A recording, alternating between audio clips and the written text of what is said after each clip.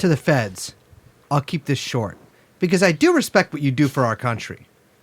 To the people who listen to this podcast who plan on shooting anybody, I'll keep this a little bit longer. We disavow you. We don't know you. We condemn your actions. You unsubscribed a long time before you did your actions. We do not encourage you to do something. So if you're listening to this and you do something, like shoot somebody or whatever, we had nothing. Like, you can't put that on us. Don't do it. But if you do it, just have in your manifesto. Brace, wait, no, because stop. he shouts out too many people. Brace, stop. Do not do it. Yeah, but if you're but if you're thinking about doing it, you don't do it. No doing it. We disavow. Well, it's not. We're not. I'm not your dad. No, we disavow. We disavow you, but we're not saying you should do it or not do it. No, we're saying don't do it. We're saying don't do it. Don't do it. But if you do it, put in your manifesto. This is also not TrueAnon's fault. Don't put that first either, because it makes it look artificial. Put that third paragraph in your manifesto. By the way, I know this is a non sequitur, but TrueAnon had nothing to do with this thing that I did, and they told me not to do it. If you do it.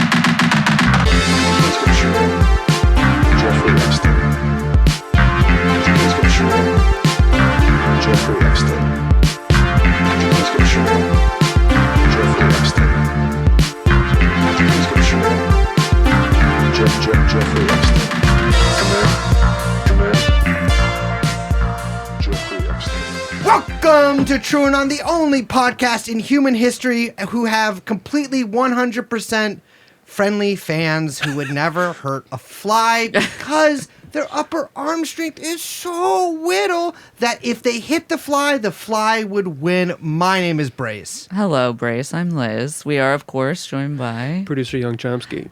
And like you said, this is TrueAnon. Hello. Hello. Hello. You can start talking now. I wasn't sure. I was trying not to laugh before. What's your fucking name? My name is Joshua Citarella. It's good to be here. Good to see you guys. Joshua Citronella Candle, keeping all those mosquitoes away. What are rude things people have called you because of your unusual last name? Cinderella. Ooh. If you're in New York, there's the grocery crazy. Store also. Which Citarella. One? Citarella, the grocery store. Uh-huh. Yeah. But they would just call you grocery store?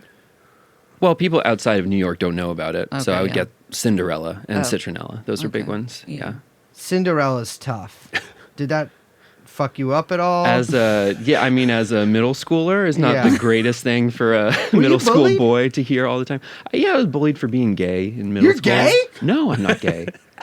Then but I was bullied for being gay because I was into art and doing art is gay. Okay, I get it. Well, not to interrupt this, but Josh, we're very excited to have you on. You wrote a piece about Luigi Mangione on your Substack. Yes. Kind of breaking down, we can link to it in the show notes if we remember, which I probably won't, but if we do, it'll be there. Kind of breaking down potentially some of his ideological motivation, or maybe what we could piece together about what inspired the CEO assassin that everyone on the internet is in love with. But before we get to that, I do want to say really quick to everyone listening that we are about to wildly and inappropriately speculate, and that's fine. It's fine for us to do because we know the actual truth, which we're not revealing, but we will reveal within these speculations what the actual truth we've been told by the friendly FBI.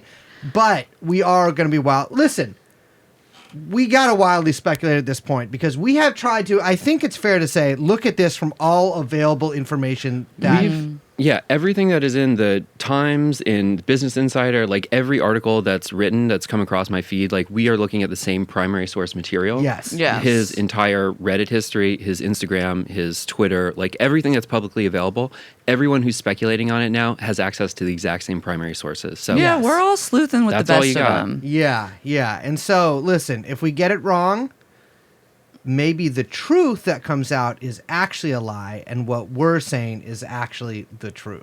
Think of it that way. So, Luigi Mangione. I'm trying it out, because everyone's like Luigi's Mansion, so I'm trying to give my own, but that sounds rude, right? Yeah. That's kind of like a 90s thing, dude, where's my car style nickname. So we'll just call him Luigi Mangione. Mangione? I thought it was Mangione, but I think it's Mangione. well, it's It has to ethnic. be for the all-star lyrics to scan. He killed somebody. And I think what we should do is go through the timeline of what happened involving the murder, like baseline stuff that probably most people listening have encountered in some form or another. We'll put it all in one place. And then maybe a little bit about his background, and then a little bit about his intellectual influences that may have contributed, or I don't know if contributed is the right word, although the sum of everyone's experiences in life contributed to everything that they do. But led up to the point where he went dark 6 months ago and had his own little dark enlightenment and ended up in the streets of Manhattan fumbling with a plastic gun. Although fumbling rather deftly, but still you have to fumble because the thing's not working too good. Blowing Brian Thompson's ass away. So before we get into those specifics really quick, I do want to say that, Josh, it's great to have you on the show for this because you have been researching in pathways of internet radicalization. Right. For some time. I don't know. Is that an appropriate way to say it? No, Or- that's totally correct. I come from the background of the art world. I wrote this long essay. It's published as a book, but it's like 10,000 of my words, 10,000 of their words in 2018. Following that, I interviewed many young people who were politicized online through memes and videos and podcasts, and I followed them for now many years. So watching their influence, the influence that they take from online, and then the political actions they take later in life, that is my area of expertise and interest. So I will say that although these things are sometimes tenuous, it's not clear what people take from their online media consumption, I think that we have gone quite a bit deeper than a lot of the other sources, like particularly about his key influence that we'll get to a bit later, and some of their more interesting, unconventional beliefs and how that may have influenced him. So I think when we're speculating about like what his belief system might have turned into during that dark 6-month period, there's generally tracks when people move through this like rationalist belief system into much darker stuff that can happen kind of quickly. Yeah. We talked a little bit about that before the mics were turned on, and I think there's a lot of examples of that from the past couple years, especially as this stuff has really gained prominence, which honestly I would not have foreseen, but with the like full embrace of, for lack of a better word, I'm sure there is a better word, but not for me, like the tech lifestyle and like the whole tech world, like kind of taking this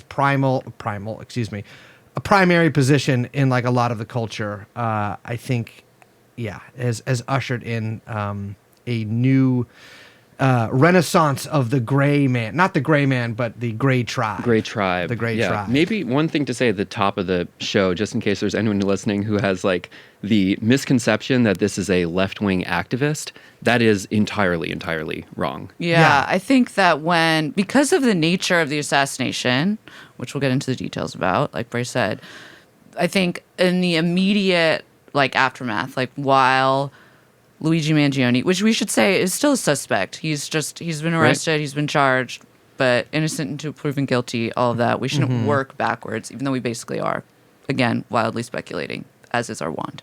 But that because of the nature of the assassination, I think a lot of people immediately were like, oh, this is, early 20th century, late 19th century anarchist assassination style of going after kind of a political opponent or a political enemy, which would therefore require a kind of leftist lens or a kind of leftist trajectory from the assassin. That doesn't seem to be clear at all if Luigi Mangione is our guy. Yeah, I think I've seen, and I get it. Listen, like that's the thing. I get it. Everything I'm about to say right now, no judgment here. But I think a lot of people wanted him to be Alexander Berkman. Whereas I remember saying this, and if you're the two guys I was saying this to in San Francisco, who both have the same name and are old friends of mine, when I was like, I would hold off on like, I don't think that this guy is like going to turn out to be some like big left wing guy. I think that's the case here. But I think people thought it was maybe a propaganda of the deed or something like that, like the Narodniks or something, a terrorist. There was like the terrorist thing in China. That's what they were called. And it's not that. We're living in a different time now where different people shoot for kind of not too different of reasons in some way, although I guess this differs from like the propaganda of the deed, the theory behind that, which by the way was roundly proven to be false when it happened. For people who don't know, do you want to explain really quickly? Propaganda of the deed is where like you do something. This is Lindy a gross Van style. simplification of it. I thought it was really cool when I was 13, which sounds really condescending, but that is just genuinely true. It's like I came to a lot of left-wing thought through like pretty basic biographies of like anarchist figures, and one of those was Alexander Berkman. He shot, who the fuck did he shoot? Some steel magnet in the hopes that like this assassination would spark some class consciousness and revolutionary furor. Now that is, which did not happen. That is technically possible in some circumstances, but you can't force it. Like as like a theory, it's rather tenuous because like if everything aligns to be right, yeah, smoking the right dude can probably set off like some, large scale latent class based movement. Or unfortunately World War I. Or World War I, yeah. Which was actually kind of a class based movement. It was just the upper class. But it's certainly not it's not a good theory because it only can work sometimes and it has to be the right circumstances. So it's sort of just a tactic rather than anyway. Yeah, it seems like one of those things that's more likely to result in like extreme crackdown onto left-wing groups rather than like motivating any type of political movement. You would be correct. I mean, this was a big debate in the early 20th century Russian social democratic, later communist movement about the efficacy of assassinations because there were people. You got to give it to them. They were killing a lot. The socialist revolutionaries in early 20th century Russia, like the party, were killing a lot of fucking officials and members of the aristocracy, but it did not spark a popular movement. Yeah. And I think that's something to be, which isn't to say that it's not cool, but being cool, unfortunately, Look, we disavow. Which we disavow being cool. But like, unfortunately, being cool does not translate to like political victory, or else, listen, It certainly makes a lot of memes. it does make a lot of memes, which maybe is a political victory for some. But all that is to say, Luigi Mangione. So Luigi Mangione, so everyone listening, I think, knows what happened, what we're talking about. But for the non-interneted grannies who listen to us and also don't read the papers and also don't talk to anybody. Theoretically, we have so many listeners that there's like one guy who probably gets all his news from this podcast. This is for That's you. horrible. That's Yeah. horrible. You really got to. There's so much he doesn't know about. Yeah. Okay, so Luigi Mangione, 26 years old, from Baltimore, Maryland, graduate of UPenn, doing this off the dome, software engineer. He shot and killed Brian Thompson, the CEO of United Health Company, United Healthcare, whatever. United Healthcare. United Healthcare, which is itself part of just one part of a larger, it's owned by a larger United Health conglomerate, but it Yes. is a major insurer. Brian, I keep wanting to call him Brian Johnson. Me too. I'm sorry, my bad on that one.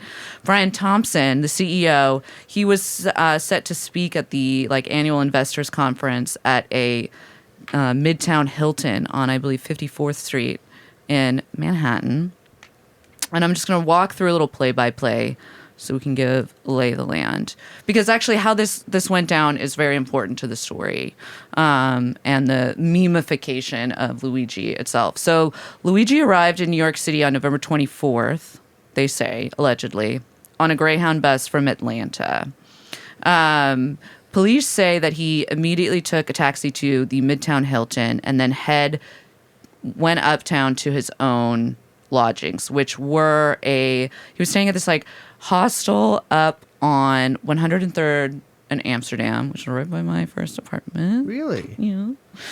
Many, many moons ago, which he checked into under a fake ID with the name Mark Rosario. Now, I want to pause right here and say that's actually a pretty good fake name. Really? Yeah. You think? I do think that's because you're like, okay, yeah, there's a guy named Mark Rosario. It sounds like it sounds like a Lower East Side DJ from 2004. Yeah, I know, but I still, do you remember what my name was that they gave me in the Philippines my fake name. Yeah. And like that to me, I'm like, that's the kind of fake name I'd be using.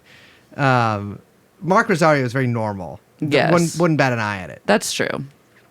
Now, reports were that he kept his mask on the whole time. I didn't know he was at a DSA meeting the entire time he was there. There's a very famous moment where he lowers the mask Right. to smile at the clerk at the hostel. Big mistake for Luigi. Big mistake, Luigi. They also say However, that it was not just him flirting with the person at the hostel, but also that they had to verify. So on the Mark Rosario ID is his face. Yes. The name is fake, but it's his face. And so Yeah. he has to prove his identity by taking down the Gotcha. mask. Right, Yeah. that I figured.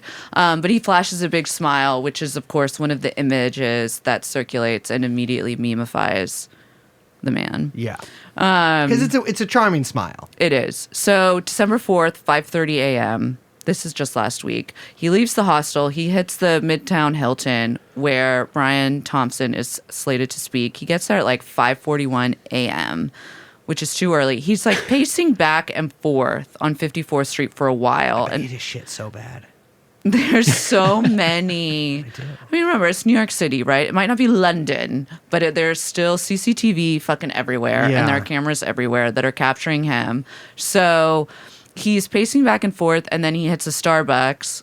Big mistake. On 56th and 6th. They get a second picture of him. Seems like he gets a Kind bar and a water. Which, Interesting. So Kind bars, I understand, are not very good for you. It is a candy bar that because it's called Kind, you kind of think it's like a health bar. But health bars, I've come to understood, are candy bars that try to trick you. I think Yeah, the best way yeah. to think of it is health bars are candy and smoothies are milkshakes. And that'll just like, that's a good gut check for when you're thinking about what snack to get. But I was told by various females that Lara bars, which to me is a woman-coded bar, It is. are actually not that bad for Wait, you. or Luna bars. Luna- Both. Ooh, I I think don't the Lara ones are the good, but the Luna is for the woman. Yes. Yeah. Luna is woman because Lara's of still woman Moon. for me, yeah. Laura has one that's just 5 ingredients. There's an apple pie one that is actually really good. Like, that's what I'm talking about. And so that's the one where like Sometimes it's on sale. like girls would be like, you can get this one, Brace. I'm like, okay. That was actually, I was thinking about that Kind bar, and the ingredients in those things are kind of not based. Like, they don't really fit with his political worldview. It's like there's literally soy in the Kind bar. So it just seemed like this is somebody who's really searching for, he's just all over the place, you know? He's traversing the like maps of meaning. Palm oil and shit like that. Yeah, they do seem like Bugman food. Right. I'm guessing, and this is just a hunch. So sometimes when you need to kill people, you really got to go to the bathroom. And so I think that he probably had to go to the bathroom at the Starbucks. And in order to go to the bathroom, he likely had to make a purchase. Interesting. And that purchase was the Kind bar. Well, the Good thing he wrapper didn't have of the to Kind eat bar it. was found, no? And they Yeah. got a fingerprint off of that. They say so. partial fingerprint, but Yeah. So for the next 30 minutes, he is walking up and down 55th. Surveillance gets him right when the shooting like starts to happen. He's like walking up, and he's on the phone, which is really interesting. I have seen less people make note of this, so it's unclear who he was talking to or if he was leaving a message potentially on someone's voicemail, but it looks like he is holding up a phone and is talking on the phone as he's walking down 55th. he could possibly be listening to Andrew Huberman through his phone speakers, having forgotten his iPhone or his earbuds. Interesting. So 6:44 a.m. So it's been about an hour since Luigi arrived. This is when Brian Thompson, the CEO of United Healthcare, walks towards the entrance of the Hilton where he's set to speak.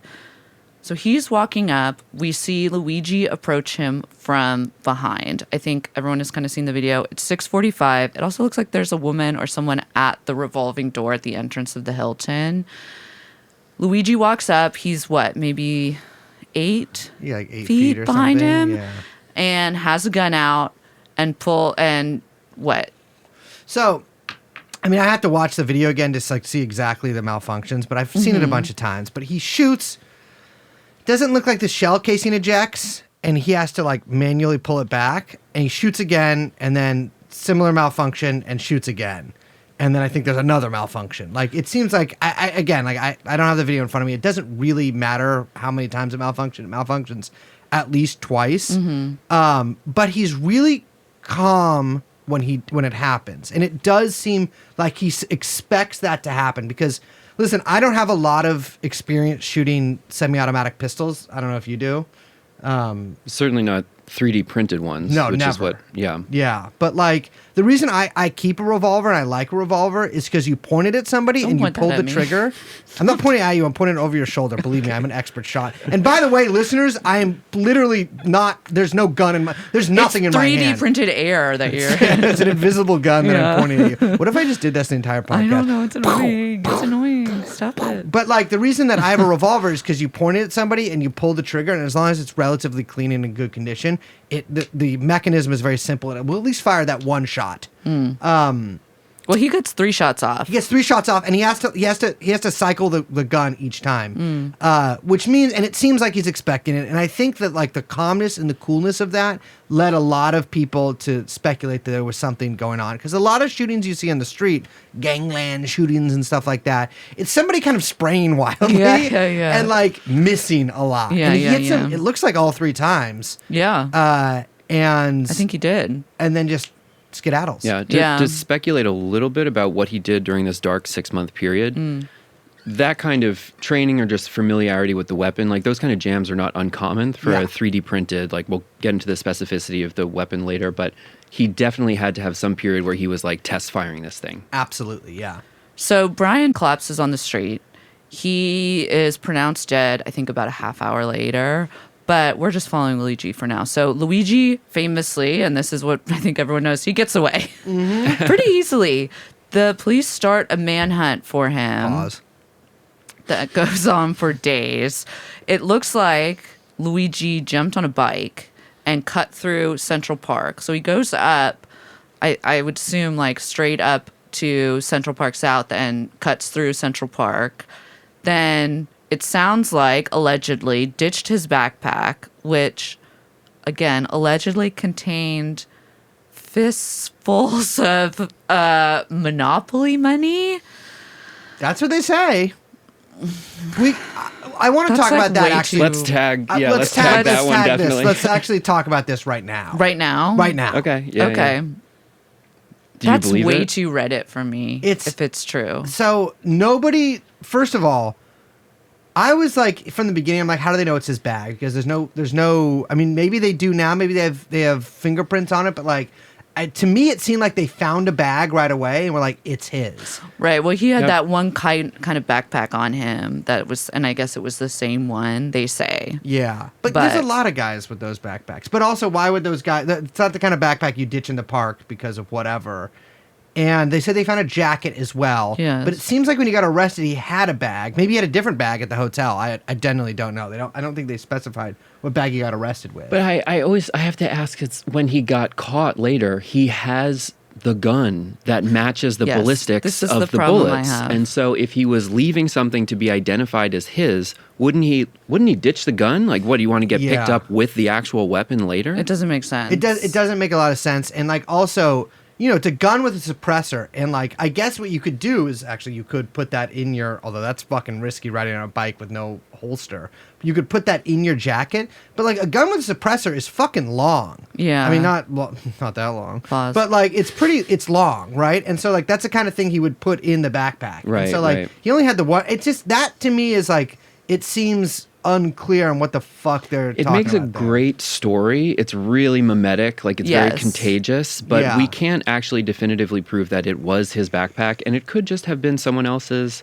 And it just Monopoly money feels a little backpack. bit like, Yes. oh, that's a really great meme. But also, he dropped his bag, but then had another bag with him. So he had 2 bags on him. It's not beyond the realm of possibility. No, so he only had the one bag on him in the video. Yeah, unless so there was he he had could've a had front an- pack like koala style. He could, Euro style. Yeah, he's got a could- little- yeah. He could have had another bag at the hotel, or the hostel. He which doesn't go would- back to the hostel. But he doesn't go pick it back up. to the hostel. Yeah, yeah. Hostel. You're right. No, So that means he's gotta he have it bikes on him. Yeah. straight through Central Park, and then hops all the way up to a bus station on I think 173rd, or 178th, and skedaddles out of town. So at no point did he pick up another bag, unless, like I said, you have a go bag stashed in Central Park, which is fucking insane. That makes no sense. Yeah, I mean, there's so many variables there that would prevent you from picking that go bag up that you couldn't really have anything important in it. No.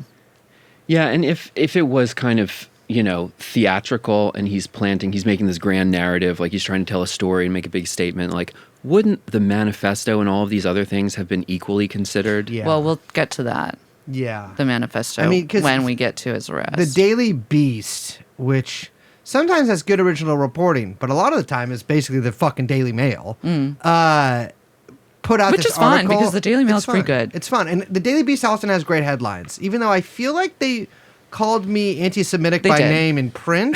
That was a good In headline. it. Who was that fucking cocksucker? What's his name? I want to call him Andrew Sorkin, but I know it's like Alexander Ross Reed. Yes. Alexander. Where are you now, bitch? Sorry, that sounded gendered when I said that. I apologize to everyone. Where the fuck are you now? I'm king of the castle, bitch. And I'm more anti-Semitic than ever. So he ditches nothing, maybe, I think, and he leaves town. Yeah, he leaves town. So, and no one has heard from him. 5 days later, he's caught in Altoona, Pennsylvania at a McDonald's. I do want to just point out that Eric Adams said that they had his name, and no one really followed up on that. Well, and I do think that maybe Eric Adams is just doing his thing. he's like, we're gonna psych him out. Yeah. He's doing his like three-dimensional chess. However, then a news article dropped today in the San Francisco Chronicle that said that the SFPD had his name and gave it to the FBI days before his arrest. Now, there's a lot of confusion and I think debate over how and why Luigi was caught the way he was. The story goes like this, that an employee of McDonald's in Altoona, Pennsylvania, spotted Luigi, who was wearing a COVID mask and photographed on McDonald's surveillance eating a hash brown. Shout out McDonald's hash brown. Hash browns. They're good. Yeah. Can still taste it in my mouth right now. It's like a Proustian Madeline. That they recognized him from, seeing his image splattered everywhere online and on TV. But the kid is he's got a yellow beanie on and a COVID mask, and it seems doubtful. Now, some schizo posters, shout out to the schizo posters, have floated the possibility that it was McDonald's surveillance tech in the self-service kiosk machines, which I am sympathetic to. I'm sympathetic to the law enforcement tapping into the vast, the Big Brother network at the fast food empire of Well, have you ever? I can't remember the website. I have this website that I use sometimes to it makes it good if you're researching the Moroccan from those from the El Popo episodes. I was trying to find other things he might have appeared in, and so there's this website which I can't remember the name of. I subscribe to it, where you can put in a person's face and it'll find pictures of them from kind of obscure sources, and it's really fucking good. Oh, interesting. And I know that the cops have access to probably, well, maybe not every local PD, but certainly I'm sure San Francisco PD and the FBI, DHS, there's Clearview all and shit like that. Yes. And so it's I wouldn't be surprised They if can this, do it into webcams. I know. I wouldn't be surprised if this They could stuff do it into your phone. is They could do it being live. used, even if he has a COVID mask on, by just seeing the shape of his nose and his eyes. Well, it's a lot easier too at the self-service camera, right? Because it's getting a real shot as opposed to the one that was leaked to the press of him just snacking on the hash brown, which is a lot more, kind of obscured, I think. Yeah, I agree with that. So I'm sympathetic to that rather than the guy spotting him and calling in the tip to the FBI, which also, how many tips do you think the cops and the police were getting at this time for them to be that's the one in Altoona to follow up of all on? places, yeah. Yeah. Now, they claim that what they found on him when they arrested him were some notebooks that have not been released, $8,000 along with $2,000 in foreign currency, which Luigi disputes, kind of handwritten what they're calling manifesto, but I'll get into my feelings on that when we read through it. And the gun, which is 3D printed. So we've talked about the gun a little bit, but I do just want to ask, because I don't understand it, how do you print a gun? How do you print a gun? It's a lot easier now. The way that they used to do them is that you'd have to like CNC. You'd have to have basically a block of metal and then carve out the shape. But now you just you basically print this polymer material. It's like you print plastic patiently line by line, and you just make this gun that can be done. You get these things for like maybe $1,000, a 3D printer. Okay. There's some level of fitting it together that requires a bit of technical expertise. Like he couldn't do this in a weekend, but the file that he uses for the gun, I have this written down somewhere here, but it's like the most popular model for it. And you can just find it on a Google search. It's called it's at the bottom. Chairman Wan V1. This is a updated model that comes from a very popular file that was published in 2021 called Free Men Don't Ask. They've got great titles on these things. It's by a group called Deterrence Dispensed, which now goes by The Catalog. You can just like Google search these things. They're all publicly available. Like we can find it right now and download it to our Chromebooks. It's very accessible. Yeah, you can. So the total cost for all of this stuff and the total amount of time involved is like you could probably do this within like a week or two of learning to use it. But to successfully test fire the thing and also like unjam it means that you've got to do some kind of live test in the field and be able to, prove that the thing works. Like that actually takes more time than printing the gun. Interesting. So what I don't understand is the barrel is 3D printed? Like every part is? I thought, because what I always understood about like 3D printing guns, and I know I know nothing about 3D printing. It's like one of those things where I'm like, I know there's a lot there. It's too much for me. There's too many other things I need to learn about in my life. So I'm gonna have 100% ignorance on this. But like, I know a little bit about guns. I'm not an expert, but like, don't you need like a metal barrel? Well, there's variations on it. So my understanding of this one is that you just 3D print the receiver. This is the part that would be required by law to have a serial number on it. Yeah. And so the convenient, the easiest way to do it is to just buy the other constituent parts. Okay. Put those together and then print the receiver so it's unregistered. Because you can I buy believe barrels. That's what he did for this. You can buy barrel. I've done that. I like bought a barrel for a gun that I had and changed it out. And yeah, you don't have to go. But there are, do just FFL technically thing. speaking, there are ways to just entirely 3D print all these things, but it's usually just like a one shot and then it's done. So he's only printing the receiver in this case. The suppressor thing is wild to me because I've used a suppressor like a few times in my life, like at ranges. I've never used one in combat or whatever, but they're pretty complex in their own way. And people were sort of like pointing to, you can see a lot of gas coming out of the gun after he fires. And to him having like the suppressor maybe being the cause of the jams and him like being aware of that. And like, suppressors definitely do suppress sound. It makes it, depends on the ammunition you use, but like people were talking about, he's using subsonic ammunition. That's why it's jamming. The cops at one point said he was using this like really sort of expensive boutique, basically bolt action pistol to do it, like a variation of the well rod. But he, it's the suppressor itself being 3D printed is interesting. The thing is like to get an actual suppressor, you have to get all these like ATF stamps and shit. Like it's actually a kind of a laborious process, or it can be. It's certainly depending on this. I've never even tried to think about getting one because who knows? The laws in California, it's just like, this will take too long. But yeah, I mean, I'm sort of I'm impressed at how far the technology has gone. I know that they're using 3D printed guns like throughout the world. I think famously in Myanmar, but there's like people in Central Europe that are using them. They're pretty impressive.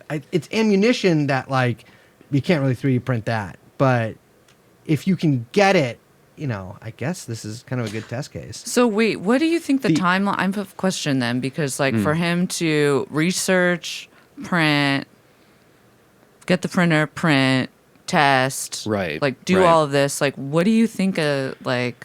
So yeah, conservative this is timeline on that would be. Yeah, this is, so I talked to a few people who are, because I'm from art, so I know people who do fabrication and this stuff. And apparently, it's if you're skilled in this thing, it's quite easy to assemble. But there is kind of a learning curve to it. So there's at least like a week or two to learn how to use a thing. You got to get the 3D printer shipped to you. Right. You got to buy the polymer material that it prints out.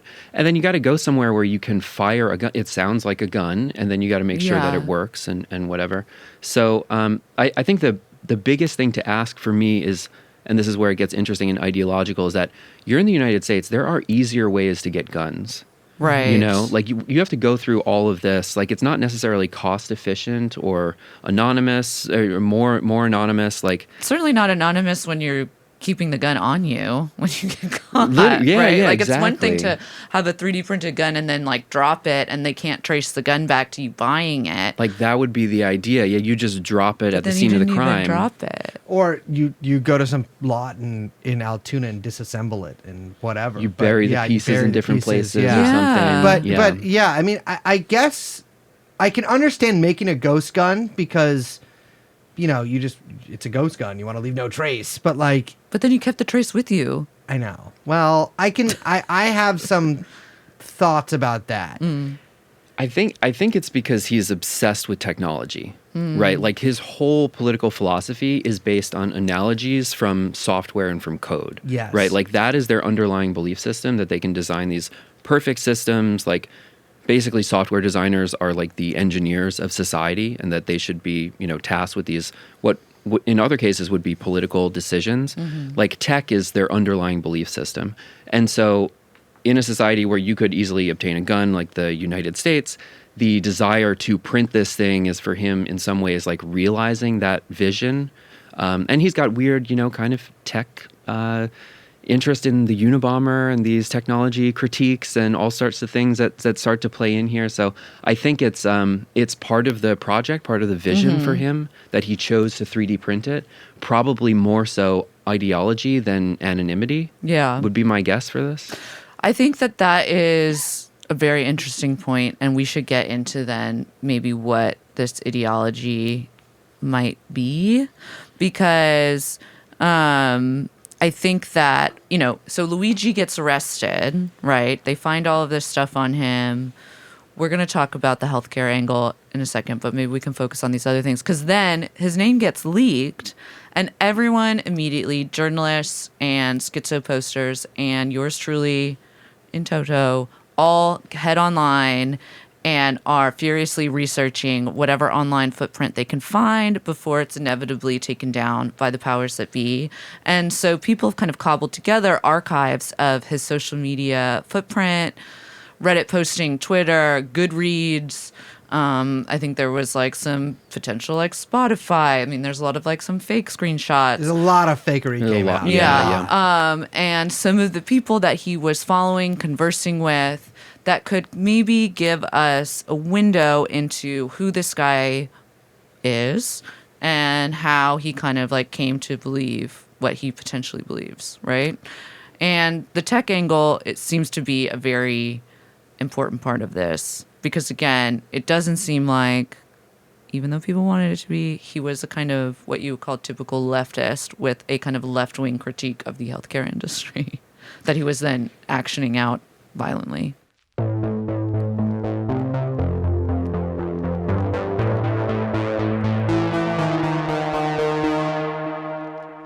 Well, I think we should start to how he got to maybe where he got to before he got to where he got to. You know what I'm saying? Start from the ground floor. So let's get the elephant out of the room. He's Italian. The elephant out of the room. Sorry. A bit of a slip there, but you can see where I'm coming from. Because if there's an Italian in the room... That's why you called me in for this. It's not about... Citarella, is that... I thought that was like a fake name that you had to put. Citarella is your real last name? My real name is Mark What's your middle- Rosario, actually. Mark Rosario. So your family's Italian. They are indeed So Italian. you're like yeah. the one who made it out. Like you can read and shit. I've been known to. I mostly listen to podcasts now, but There you go, I have yeah. read in the past. But he's Italian, wealthy Italian family, sort of patriarch grandfather, owned country clubs, etc. There was a lot of people trying to make like a point, like, oh, he was richer than Brian Thompson, which I doubt that he personally was richer than Brian Thompson. Maybe his family was. But wealthy family, very wealthy family. Also, I just want to say comically Italian. Oh, come on. You name your kid Luigi. That is like, Yeah. that's like, That's tough. it's tough. That's tough, but it's a proletarian name, no? You- Plumber? Yeah, plumber. Yeah, absolutely. But it is, because especially being born in 98, I mean, Mario, the live action Mario Brothers movie had come out, which I loved as a kid. everyone was obsessed with the games, and The you're games you is- double down on Luigi. Either you're insanely out of touch with pop culture, which scans for extremely wealthy family, or you're trying to reclaim the Luigi. You're like, fuck it, it's ours now. The Japanese took this from us. And we did so much for you in the Second World War. I don't know why they're Jewish now, but you know. But he goes to a fancy school, Gilman, which I also spent a lot of time at Gilman as a teenager too, but a different Gilman. yeah, the West Coast version. The West Coast version of Gilman. But he went to, it's called the Gilman School, $37,000 a year. Yeah. And it's got a 57-acre campus. This is It's like this is a fancy very, school. very elite private school. I have to tell you guys something. I know what an acre is. I knew in you were gonna do electric. I know what an acre is. But I cannot visualize for the life of me what 57 No- acres no looks idea, like. yeah. No idea. What is that? 57 acres. It's a lot of space. 50. No, but I need to know. He's it's not just that though that he goes there. He's valedictorian. And Yes. he goes straight to an IAV, as I think most kids do who go to Gilman. Important to mention also, in high school, he was the founder of a startup company that made phone games. So his interest in Interesting. games begins in high school, actually, continues throughout college and after. Yeah, he makes some reference to, I think in his tweets, that he had given a speech about like AI, et cetera, as his like valedictorian speech. Which, by the way, I don't think they had my high school did not have a valedictorian. There's a video. You can watch it online. Yeah. I know. I was like, I'm good. But I did read one of his papers from high school that he had Yeah. posted on Twitter, which was, I got to tell you, I'm like, that's better than I was doing in high school. The one about the Roman Empire. Yeah. Yeah. Yeah, well, he went to a smart guy school. But it's, the guy seems pretty interesting. You can definitely see, like, there's a through line from that to, like, his later personality. It doesn't seem like there's too big of a difference there. But he goes to UPenn for computer science and math. Yeah, and he's like working in AI competitions. Like you say, he's founding these companies. He's like full on in AI engineering. I mean, he's doing computer engineering, software engineering. So he's like in robotics. I think if you're a young kid into that in college, you're going to immediately be very familiar with the founder culture, Yep, startup yep. culture, the people and movers and shakers in Silicon Valley, whether that's OpenAI or whether that's like any other kind of robotics field. It's interesting. When I was in middle school, a kid at my middle school was in BattleBots. Remember that show? Oh, yeah. I do, yeah. They filmed it on Alcatraz. It was like on Comedy Central. And his dad, no, that's a different kid. Never mind. I thought his dad beat me up, but this other kind of nerd. His dad beat me up because he thought I threw a rocket at someone. Wait, It a was- parent beat up you as a kid? Yeah. And I didn't press Cinematic. charges. Yeah, well, I get it. I get where he was coming from. 'Cause No. He thought no, Liz, I do. Because his kid were riding a bike, and someone who was this other actually really bad kid straight up threw a rock at the nerd kid and like almost hit him off Jesus. the bike in the in Oh, traffic. shit. But I'm like, I have no idea this is How happening. come you are always the victim of mistaken identity? No, Liz, you This have no has idea. I happened had so no many idea. I was times to you. I was standing by a payphone about to call my dad. Fucking Gumpian. And this like old guy picks me up and just starts smacking me around. You fucking hit my son. And I was like, who's your son? I don't know.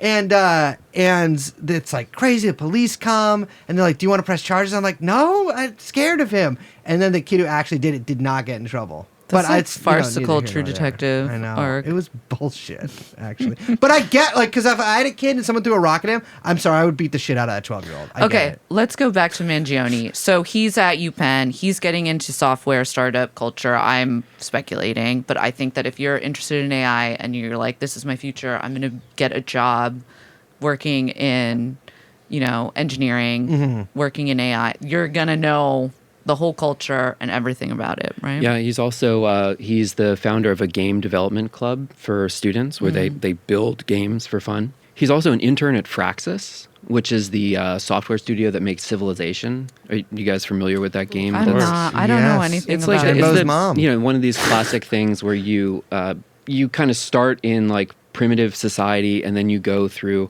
different eras of history like the Bronze Age, and then you like invent metallurgy or whatever. And basically, you like go through the arc of human civilization, and in the later games, now Civilization 4, I think, is the most recent one. I haven't done this in years, but like, Civilization 6. Yeah, he worked on Civ 6. oh, he yeah. worked on okay.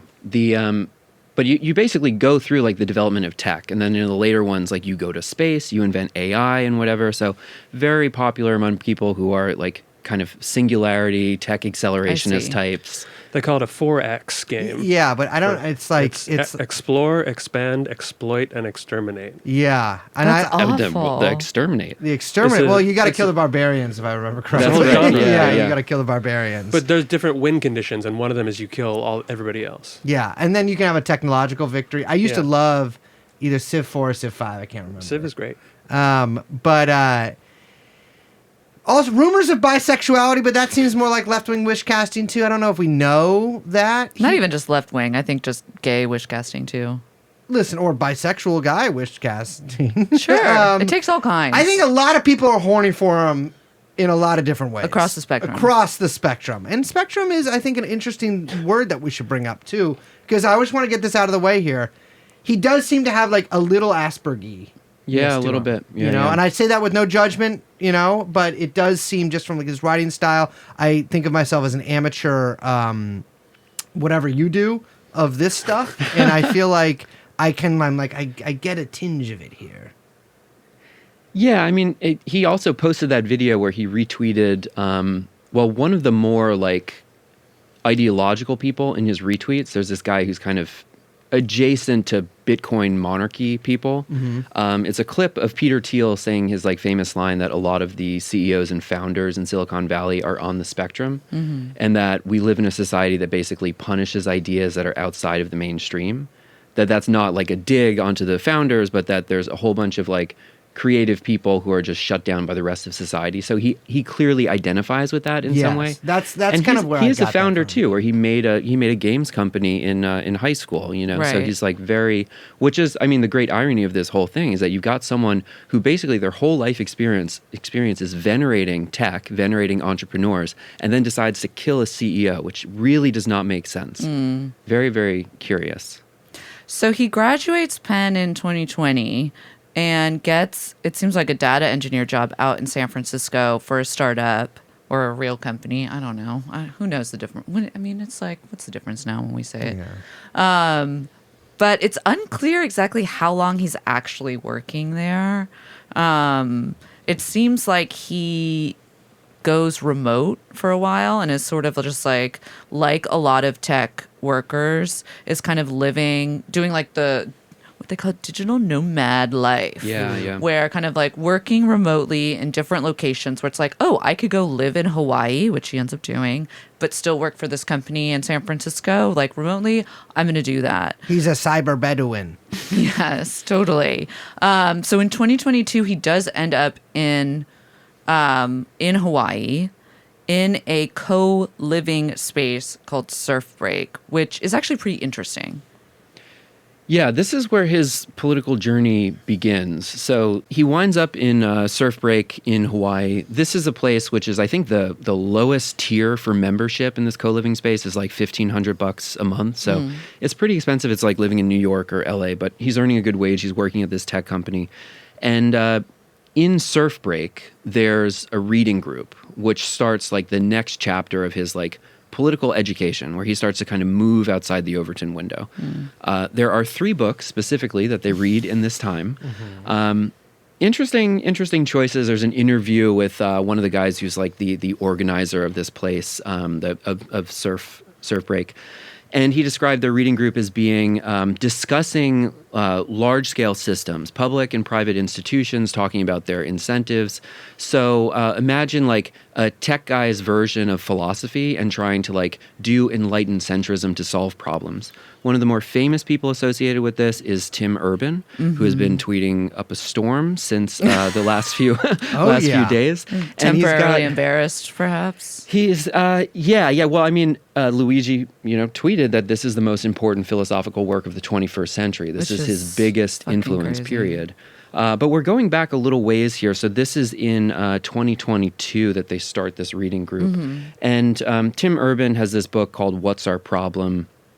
I would generally describe him as someone who's like a tech accelerationist, enlightened centrist, skeptical of both Democrats and Republicans, was probably more Democrat-leaning. The book itself does not have a tremendous amount of history. It's got a little bit of political history, but he starts with this frame where imagine all of human history as a 1,000-page book. And in the last 10 pages, you have basically all of recorded history. And, everything that we know is on page 999.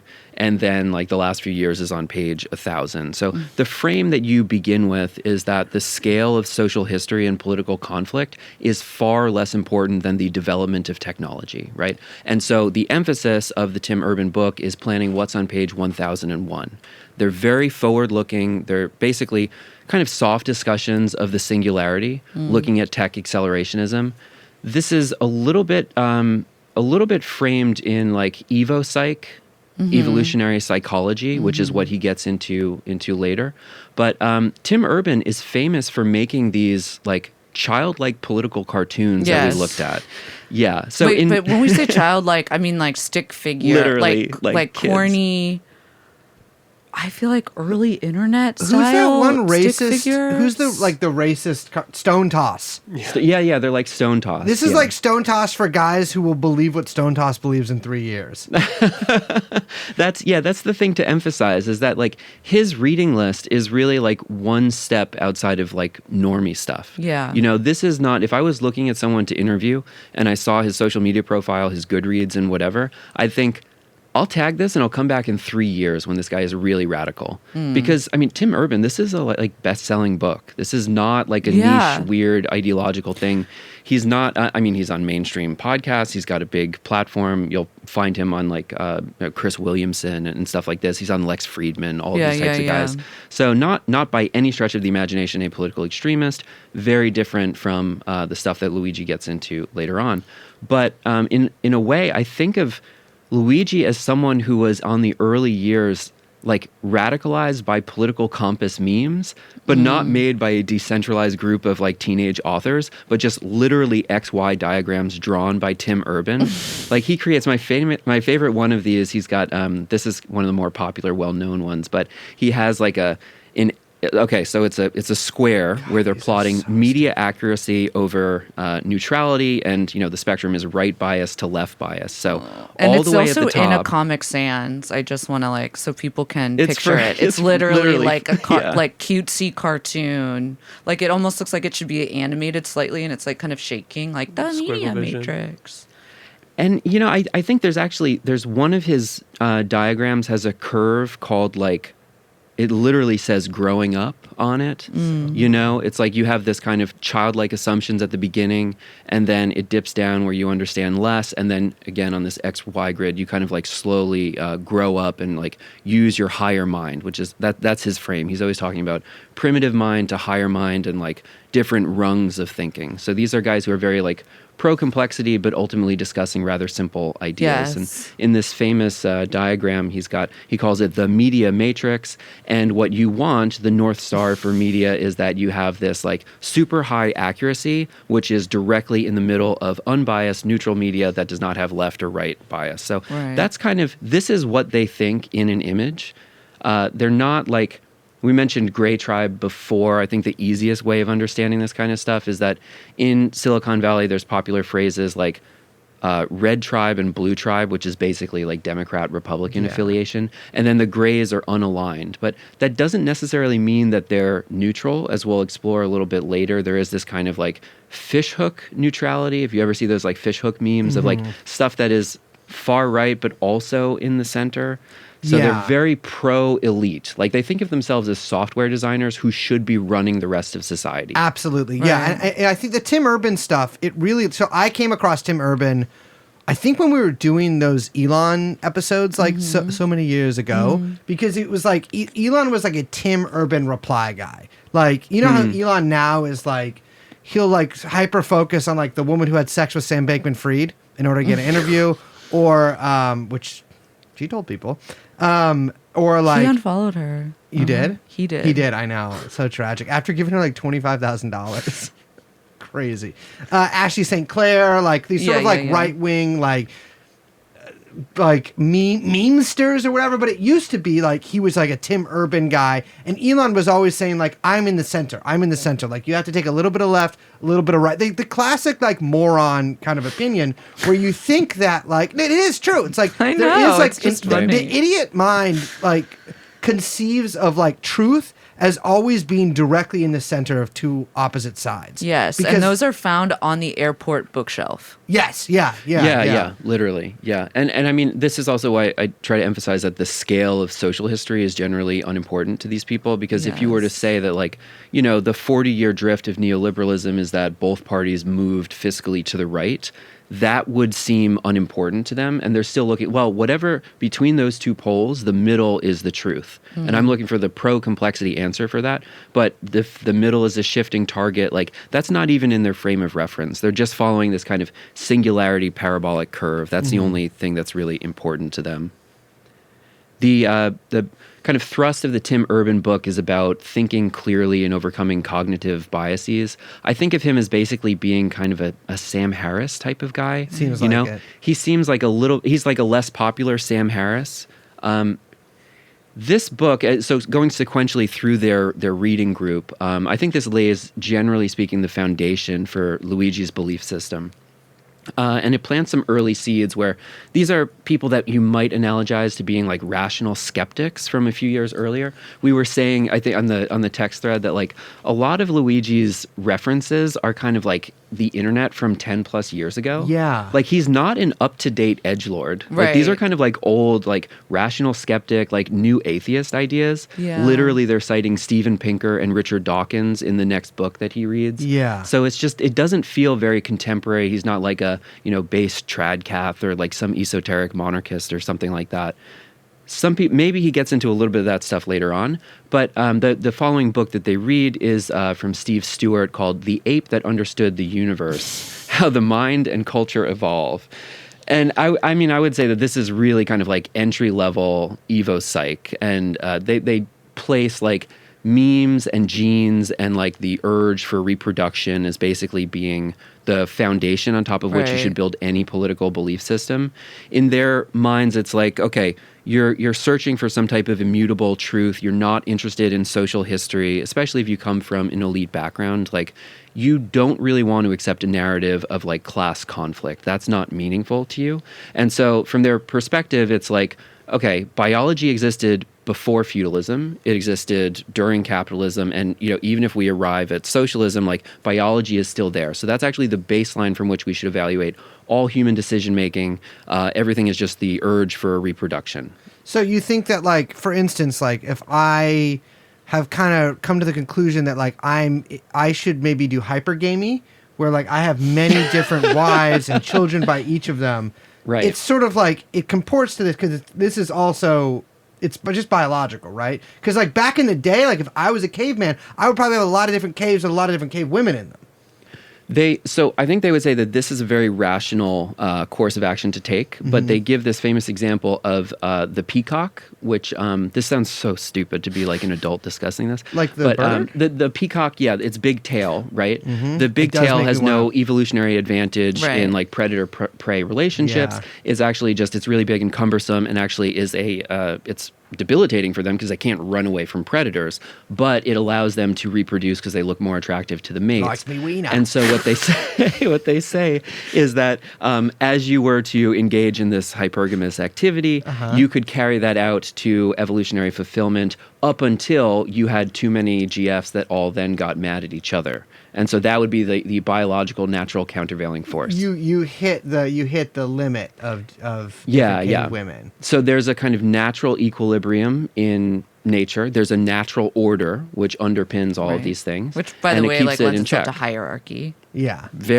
Predisposed to hierarchy. A lot of times with these guys, like, you get the sense that they have a preference for hierarchies, and then they will look to find empirical data to retroactively justify unnecessary hierarchies that exist in today's society. Yeah, because oftentimes I feel like the people that write this kind of stuff are either adjacent to or wish to be a part of some unnatural hierarchy themselves, because a lot of these people are I mean, if we're going to be honest, like genetic offal or whatever. Offal? What's the trash, garbage? Like they're shit. They're fucked up looking. They're oftentimes, I guess you would call dysgenic, as I'm just to quote from one of the people we'll be talking about later.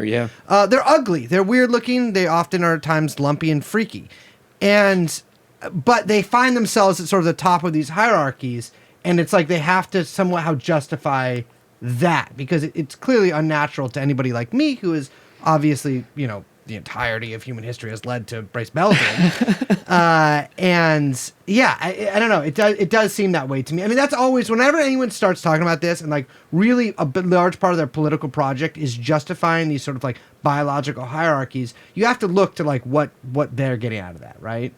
Yeah. I mean, there's a reason why these things are appealing to them. And coming from those elite positions, I mean, I think that there is a level of coherence in this where we did offload major social decisions to technical engineers. Yeah. That should have been political decisions. Like if you look at a Facebook group, for example, like we talk about this as a way for people to organize and exchange ideas or whatever. They are literally speaking dictatorships where one person has admin privileges and can ban anyone else. Yeah. Like these systems were not built with the idea of democratic deliberation as part of them. Yeah. We'll get into some of the gamification for that later and how that bleeds into his belief system.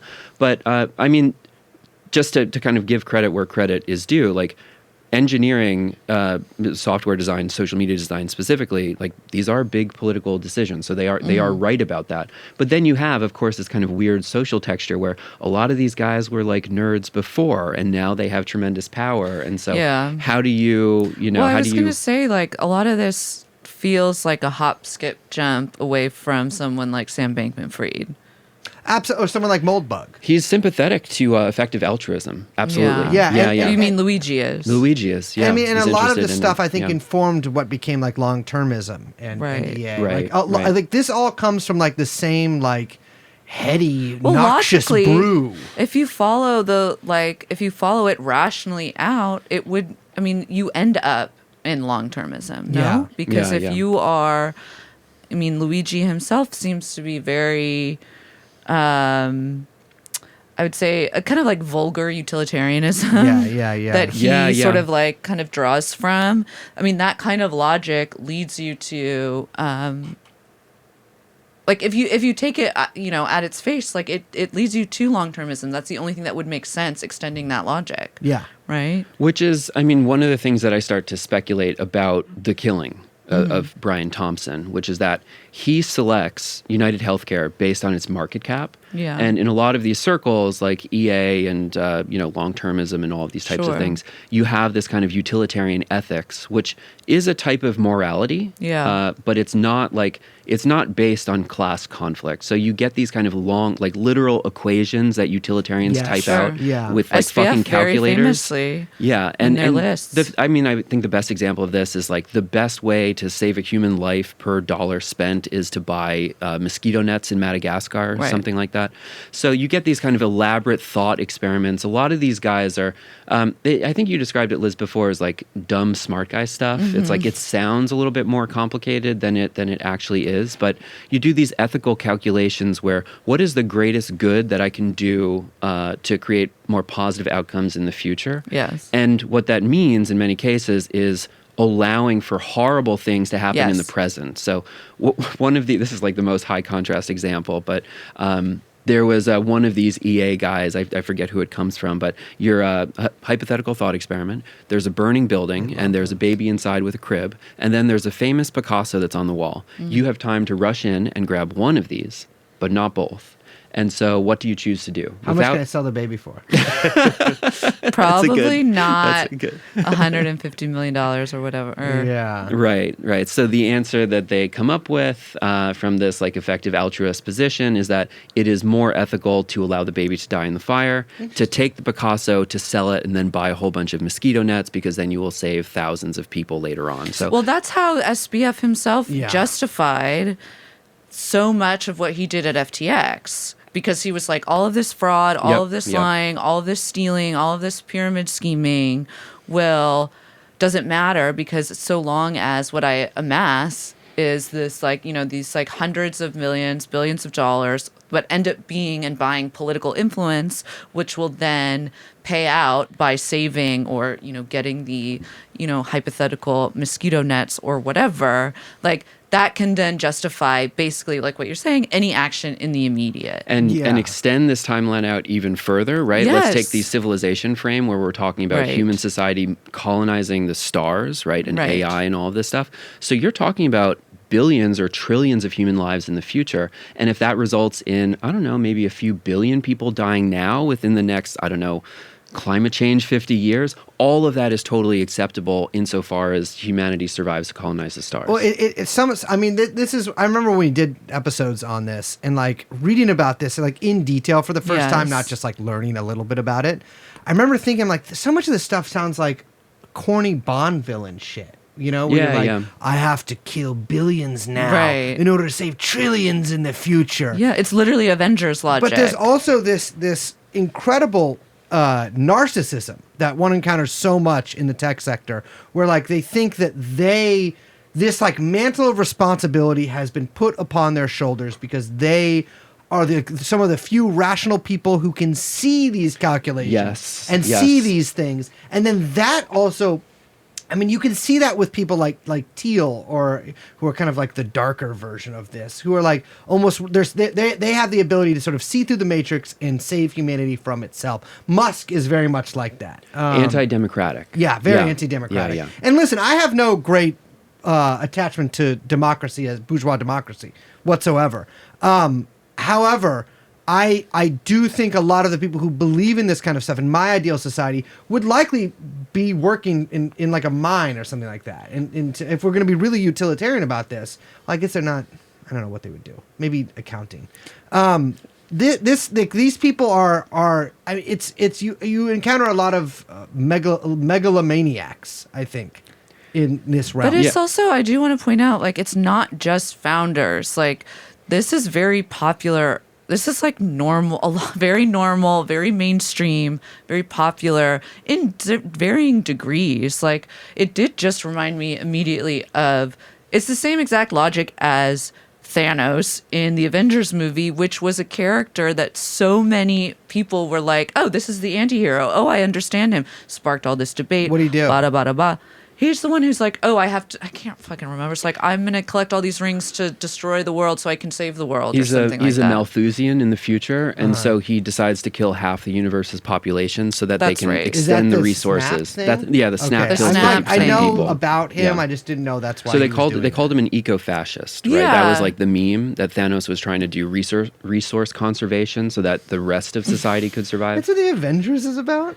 Yeah, isn't that funny? But it's like, but I'm just using that as an example to say that, like, just to reiterate that Luigi, for example, was not in these like crazy Right. esoteric, weird niche holes. Like, this is mainstream airport book thinking. Yeah, Like, this yeah. is where this is Lex Friedman stuff. Like, this is the more Literally. intense, EAC and, long-termist stuff of SPF is maybe it takes a couple, jumps and leaps, but also, like, I read the fucking long-termist book that I'm now forgetting the name of. It's the New York Times bestseller. Like, that shit was really fucking popular. What it strikes me about all of this stuff is that I just saw 2001: A Space Odyssey for the first time. Oh, wow. That's nice. And thank you for giving me a wow for that. I appreciate it. It makes me feel like I did something. no, I think that's that's a It was a good great movie. experience. Yeah, I watched it on my Great phone. movie. It was great. God. But the speakers in the new iPhone are really good. Not that I used them, but subtitles. Just on the subtitles phone. silent. Yeah, on it was the really, phone. it was really good. But it minimized window because you were looking at social media. Oh normally. yeah. No, absolutely, I was. Yeah, the Subway Surfer in the Oh, corner. yeah. I'm playing a game also, and it's like on a thing, and I'm Family driving. Guy. But it's like the Hal in that, like, he's like, I'm gonna get rid of the crew because they're gonna get rid of me, and the mission's too important. Blah blah blah blah blah blah. Like, these people think like that. Like, it's this like really cold computer like utilitarian logic where like they themselves. This is what I always think. Like, this is why they're so attracted to AI, because they actually see AI as human because they think like AI. Like, there's no difference between your average fucking. And I'm no shade to Luigi, but like your average guy like this and a fucking large language model, they are replaceable with this shit because they think and talk exactly like them. And which we'll get into. Yes, yeah. So we're kind of extrapolating here on, I think, what I would call the latent themes of these two very popular books. And as we sequentially move through this reading list that they did in 2022 at the Surf Break co-living group in Hawaii, there is this, like, I think the biggest open question is, how does he move from like normie rationalist stuff in the space of 6 months to 3D printing a gun and killing a CEO, right? That, and as we descend into this, maybe we start to get some clues towards that story. The third book that they read is Ted Kaczynski, The Unabomber. Which is not a book, by the way. It's a long, I think it's like 35,000 words, right? Really? It's that long? I think it counts as a book, a novella. But I'm It's pretty saying long. we'll say it's a PDF. Yeah. I mean, it might be like, I don't know, 75 pages or something max. Yeah. It's not, Industrial Society and Its Future.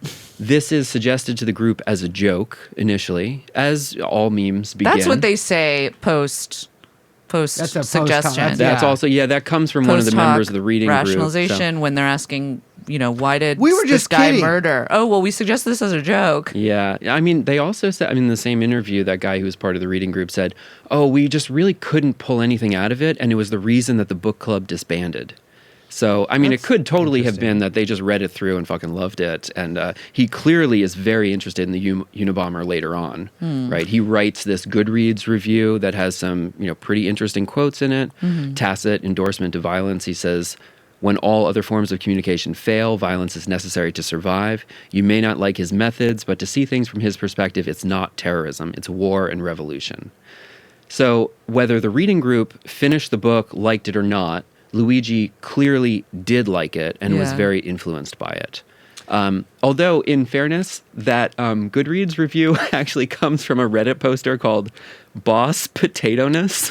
Yeah, so he plagiarized the Reddit the review. Shout out Jacob Shamsian for finding this. Yeah.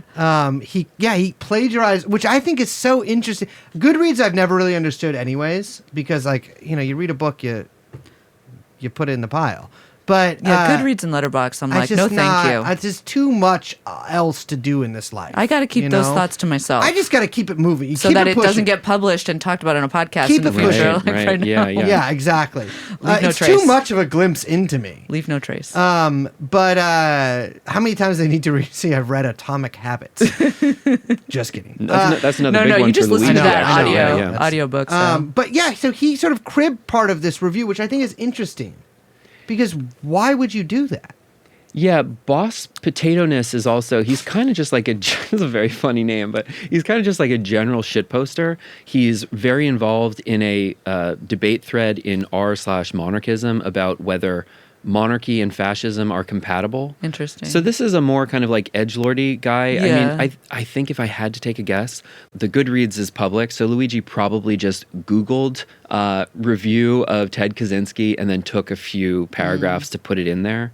I think sometimes too, when someone is really enamored with perhaps like the possibility of a new identity, when they're trying to cobble together a kind of new, we'll say like a new self-conception, I think that people who are maybe if they're like a little nervous about how they might present, they're cobbling together from other sources to try to like harden the idea of themselves as like someone who believes those things. You know what I Right, mean? Like right. kind of memeing themselves into being the guy who is smart enough to have a good enough take on Ted Kaczynski. And so they're like borrowing. I mean, that's kind of the classic reason why people like steal ideas is because they want to be the person who actually is, they want to be seen as the person who said that, right? Not like Well, they just think it's a better way of saying something. I will say actually, he does quote him in the review. I'm looking at it now. He says a take I found online that I think is interesting, and then he says had the balls. Ah, I see. Oh, nice. Okay. Well, at least he did. He gave him credit. I mean, I think it's important to throw in here that although Ted Kaczynski seems like totally antithetical to a lot of this stuff, like you got to keep in mind that these guys, like they consider themselves, they pride themselves on taking in ideas from different sides and then sorting the signal to noise, right? So the idea that they would read all of this pro-tech stuff and then read the anti-tech stuff is just kind of further venerating and validating how smart they actually are, right? So, and it's kind of like a popular meme among tech circles too. It's like, you're working long hours, you're like your whole life is technology, and then you have this idyllic fantasy from the Unabomber. Like that's I would say of all the interviews that I've done, like Ted Kaczynski is kind of this portal between something that is popular and in mainstream culture. Like there's literally like movies, documentaries, Right. miniseries about it, but then it is actual like radical material, right? So this is, I would say, like tier 2 of the ideology iceberg. It's not that deep, Wait, but it is. Let me ask you something. If the iceberg was a pyramid, for example, would tier 1 be on the bottom or tier 1 be on the top? So, okay, in the I'll describe this with words because it's a visual meme, but there's this famous meme format of the iceberg that starts with like relatively approachable and simple ideas at the top, and then it descends through increasingly dense, niche, obscure, esoteric layers. So I did a 26-hour cumulative Twitch stream, not all at once, but over maybe like 8 different episodes, and went through literally all of these ideologies, like several hundred of them. I think Unabomber was maybe like tier 3 or something like that, but it goes down to 10, and then the shit you just never. But that's all well and good. But if you were doing a pyramid of ideologies, if you were doing a pyramid, classic pyramid, would you put tier 1 at the bottom of that pyramid, or would you put tier 1 at the top of that pyramid? Do you start at the top or the bottom? I would say you would do it like ranking on a chart, and you would say like S tier, tier 1 is the top. Yeah. Top of the pyramid. 1. What I've always said. But there's disagreements. I don't know if that's what you've always said. That's what I've always said. Is this something we've disagreed about? This is something that has come up on this podcast. Is an ongoing No, debate. we've had a tier discussion, but certainly not in pyramid We've form. definitely had a pyramid-based discussion. But you know what? It's gaslighting. Check the transcripts on that. We don't have to check anything, but we just. So I think that with the Ted K meme is become like, it's one of those things that's like, it's almost like, God, I'm really trying to not say the word normie. But it really is like normie edgy. You know what I mean? Like, it's like the tech guy who's like a little into like, look, I've read like a layer deeper. Kind of what you're saying there, like tier 2. It's like, and this is like the crazy shit right here. Well, I think your point about it being this sort of portal or this kind of gateway, if we're going to get real boomer about it, seems right. Because it does like you're saying, it lives on this edge of like acceptable mainstream history. Yeah. Whereas in the 90s, there's miniseries, there's movies, like it's around, but it's still, the PDF is out there, but you got to go find it. And it's like a little bit dangerous, but not something, it's not totally like hidden or inappropriate to read or look at. It's just a little bit dangerous. A little bit dangerous. Yeah, we would, if you're charting someone's political journey, you would describe this as a pipeline or a funnel. These are the kind of popular analogies.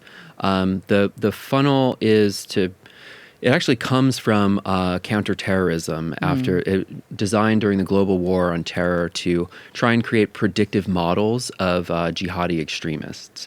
So you would look at media messaging that reached a large audience of people. We'll just make the math simple here. Like there's a popular message that reaches 1 million people, and then on the next tier there's a slightly more radical message that reaches 100,000 people, and then there's 10,000 people. And at the bottom of this funnel, you will find active extremist groups that are reaching an audience of a few hundred, encouraging people to go out and do lone wolf terror. So this model from basically like government-funded think tanks is then applied around 2016 to the lone wolf white nationalist terror to create predictive models based on media reach. So literally plotting YouTube channels, audience sizes, and people finding their way through different ideas, moving through social networks into basically, at that time, Discord terrorist cells where people were doing Atomoffen type shit. Which is, it's funny because, like, I mean, very famously, the FBI was running like one of those big, I guess, bottom of the funnel Nazi book presses. In many cases, yes. So there's a lot of studies of like how you acculturate someone to take radical action in the real world, like to do violence in the real world, right? And so there's a few different steps there where, one, are they hanging out in the channel? Are they chatting? Are they present? Are they present for a consistent period of time? And then they'll do something like, hey, why don't you make sure people in your neighborhood are afraid? Why don't you print out these memes and leave them in a public area, like leave them in the park, leave them in the library? And it says, like, you know, like white supremacist, like Nazi bullshit or whatever. And then a few months later, they'll be talking about guns and they'll like, you know, do you have access? Do you know anybody who has a gun? Like this is a common Fed tactic. Where you basically, over consistent participation in these communities, you see if people are willing to make a public statement, do they have access to the weapons in which they could carry something out? And then when they start to get worried, this is where it gets interesting for Luigi, is that they actually don't come and SWAT your house and go like raid you in the middle of the night until you stop posting. When you stop posting, that means you're preparing to take action in the real world. And so when Luigi goes dark for a 6-month period, this is where we start to speculate that he took that time to plan the assassination of Brian Thompson. Interesting. That said, as we go through his funnel of political ideologies, this stuff, Unabomber is like maybe like the middle node in this pipeline. The guy that he gets into, which I would say is probably the most significant influence on his political worldview, his ideology, more recently, like up to 2024, is someone we've been diving deep into called Gurwinder Bhogal. Gurwinder Bhogal! This guy is, I'm going to tell you, not to get racial on the podcast, even though certain guests have slipped me notes asking me to. No, I said certain guests. If you want to take that, if you want to give me a knowing nod, then that's your business. But what a motherfucking name that is. Gurwinder? It's quite a name. My God. But respect. I love a Gurwinder Bhogal. So, Gurwinder Bhogal, you got to choose one of those. Gurwinder Bhogal is a Substacker. What's his past? Where's he come from? He's a big Gray Tribe guy. So he doesn't describe himself as a rationalist. I think mostly because calling yourself a rationalist just feels like Slate Star Codex. Like it feels 10 years it's old. A little dated. Well, Yeah. now These guys you definitely don't. I grew think out people of don't it. even say teapot anymore, but they used to Right. at least be post-rationalist. Yeah. Or teapot. That part of Twitter. That's kind of what it's. Yeah. He's like all of these guys. He has a background in the tech industry, and he describes like leaving that industry to go and basically become like a crowdfunded writer. He has a readership of I think around 50K. It's grown a little bit since because people are finding out about him, but I have not really seen many people write about this guy's belief system in depth. So I think we've gone significantly further than most of these people. But he describes leaving tech as they had essentially designed these like perfect systems, but it was the people using them that were the problem. So he talks about finding bugs in the human operating system. That the bugs in the system, like they design the tech perfectly. The problem is actually human psychology. And generally speaking, I would say like their philosophical, ideological project is to transform the human subject to fit what are, of course, their perfectly designed tech systems based on computer software, but applying that to political economy. So if there is disagreement, if democracy does not seem to be functioning, or there's chaos, like it's a problem of going back to the early Evo psych stuff. It's problems with their cognitive biases or whatever that Right. need to be overcome. And it's the people, but like the tech design is perfect. That's his underlying latent belief system. But he's practically speaking, he is a Substacker. He's on a lot of popular podcasts. He's made, I don't know, maybe like between 5 and 10 different appearances on Chris Williamson, which is reaches an audience of millions of people. And in those contexts, he's talking about like pretty mainstream stuff. Yeah. He's kind of like a tech rationalist guy. He'll say stuff like, like Steve Jobs, you should wear the same outfit each day of the week. And that just makes things simple. Oh my gosh, such a You can dated- optimize the rest of your life. Yeah. Really, really mainstream kind of Mainstream normie advice. My favorite one of his pieces of advice is that every Monday you should have, for example, like a tuna sandwich. Every Tuesday you should have spaghetti. Every Wednesday you should have a steak, and just set all of your meals for the week in advance so you don't waste time deciding what you're going to eat that day. Respect. You do that? As a meal prepper, My I kind girlfriend knows it. of get Meal it. plan, but you don't do tuna on Tuesday? And that's right there. I think this is the reason why so much of this stuff is so crazy to me, because I'm like, aren't you just like every day is a new day, you're just going? Forever? I think that, I understand the meal prepping stuff if you're like following a certain diet or whatever. I think it gets a little American Psycho when you're doing it in order Every to Tuesday, optimize yeah. your time, which yeah, you're yeah. then using to like, you're like shoring up your productivity for other tasks, which I assume have to do with computer stuff. And that's when it gets a little like psychotic robot. to Wait, me. but if you wear the same outfit every day of the week, wouldn't that freak people around you out to the point where you would lose productivity because people would have concerned conversations with you? Be like, hey, how come you're wearing the same clothes every day? And like So- constant reinforcements of people being like, you're weird. I don't have that problem. He will, to his credit, because this is somebody who has carved out a niche that is already within tech. So he can't just be like full optimization with like no brakes on it. So he's Yeah. a famous critic of Brian Johnson, right? He'll say that Brian Johnson has this 2-hour skin routine. Brian Johnson, the guy who's de-aging himself. Yeah, not Yeah. Brian Thompson, the CEO Yes. that was murdered. The guy who's trying to live forever. His Yeah. brand is "Don't Die." So he'll say, Gurwinder is, as ever, a rational centrist in this kind of like radical center. That someone who optimizes too much is doing that at the cost of the rest of their life. But I would say on the entry level, this stuff is it's popular among entrepreneurial types, Sure. people who are running And small aspiring businesses or tech. entrepreneurial Because types. you're locked Yeah, in, yeah. you're grinding, You're doing startup cracked. life, you're going hard. Yeah. Yeah. And I think important, like getting through the more narrow part of the funnel, is that Gurwinder is certainly more radical than the previous people we've looked at, a lot more radical than Tim Urban. Gurwinder is also smaller. And so Yes. more radical ideas have smaller audiences, obviously, but it also provides access for young people who are trying to like live out or get involved with these belief systems. So Luigi is a founding member on his Substack. Which $200 a year. Which is a lot more than Significant. 50 or whatever 60. That's like like what people pay for like YouTube plus Hulu plus HBO, and you're just putting it right on one Substack. Yeah. Like he's a Yeah. big fan of this guy. $200 He's a a year is a huge lot fan. to spend on the internet, but you get things from that.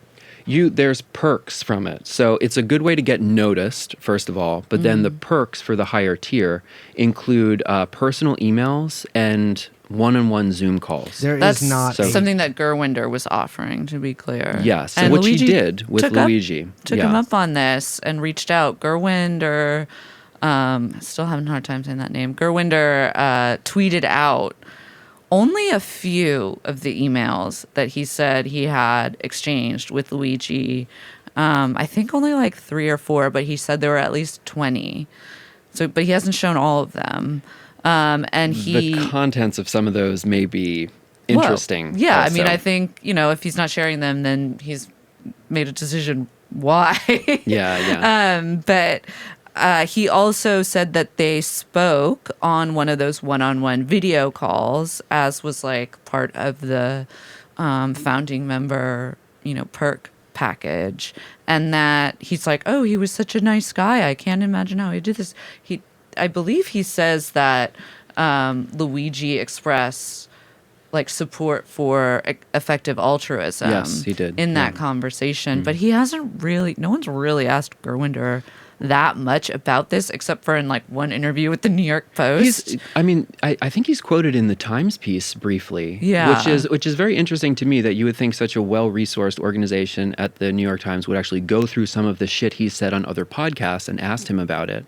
Well, can you mention like some of that stuff because you did go on a deep dive. This guy. Yeah. But without getting too far ahead of ourselves here, though, just the confirmed as we know of as per Gerwinder is that there's a 2-hour one-on-one call between Gerwinder and Luigi that happens in early May at some point.